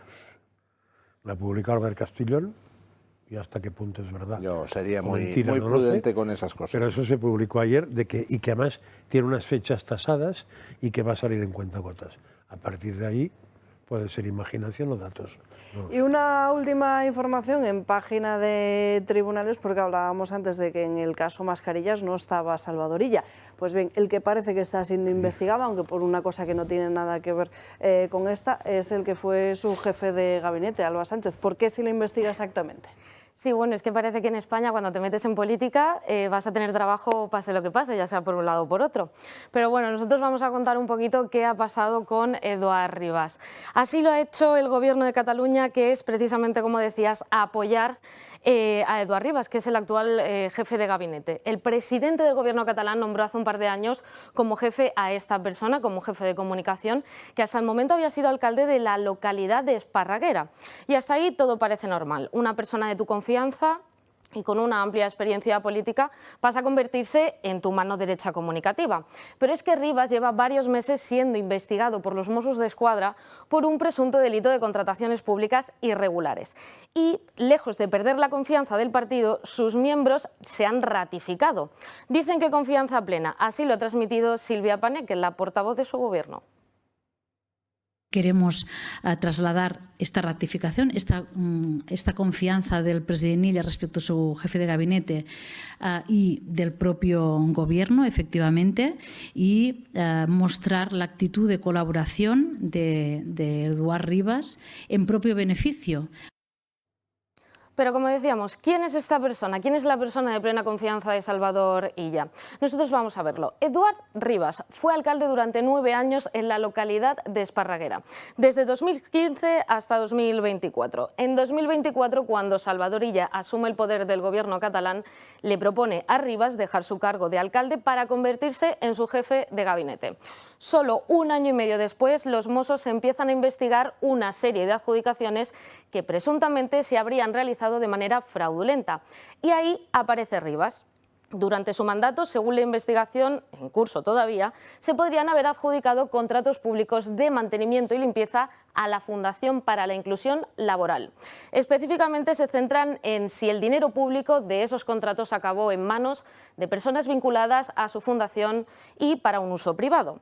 Aunque la investigación se encuentra bajo secreto de sumario, lo que hemos podido confirmar es que el pasado 15 de enero los Mossos abordaron a Rivas en plena calle y con una orden judicial, y se llevaron su móvil como una de las principales pruebas de la investigación. Aún así, Illa ha insistido esta mañana, confianza plena en su equipo. Lo vemos.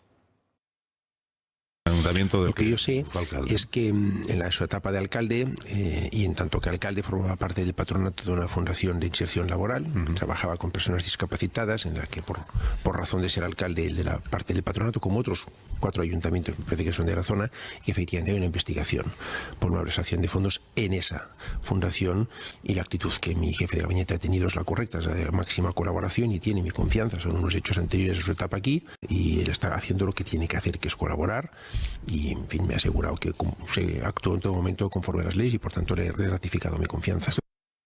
Rivas ha dejado claro que está dispuesto a colaborar en lo posible y sus compañeros no ven nada fuera de lo legal. Pero de momento, Alba, hay 3 personas que ya han sido detenidas y no se descartan nuevas detenciones. Gracias por toda esta información. Bueno, veremos qué es lo que sucede, pero en fin. Ya sabe usted, doña Alba, que los teléfonos de la gente tienen una mala costumbre, y es que no solo tienen información sobre el caso concreto por el que te están interrogando, sino otras cosas. Y oye, ¿quién puede saber qué tenía en el teléfono el jefe de gabinete del máximo responsable de los temas sanitarios durante la pandemia, que era Illa? Si de repente no se elimina, no se producen borrados masivos de Gmail, no le suena. Yo creo que por eso lo han quitado en plena calle. En fin, no hay tiempo para más, señores. Gracias a los 3 por acompañarnos a lo largo de esta mañana aquí en Dando Caña. Gracias a todos ustedes por estar al otro lado de la pantalla. Nosotros nos despedimos. Ya saben que pueden seguir informados a través de todas nuestras redes sociales y que les espero mañana aquí a las 12. como siempre, para seguir dando caña. Que pasen un feliz, iba a decir jueves, no, que pasen un feliz miércoles. Hasta mañana, adiós.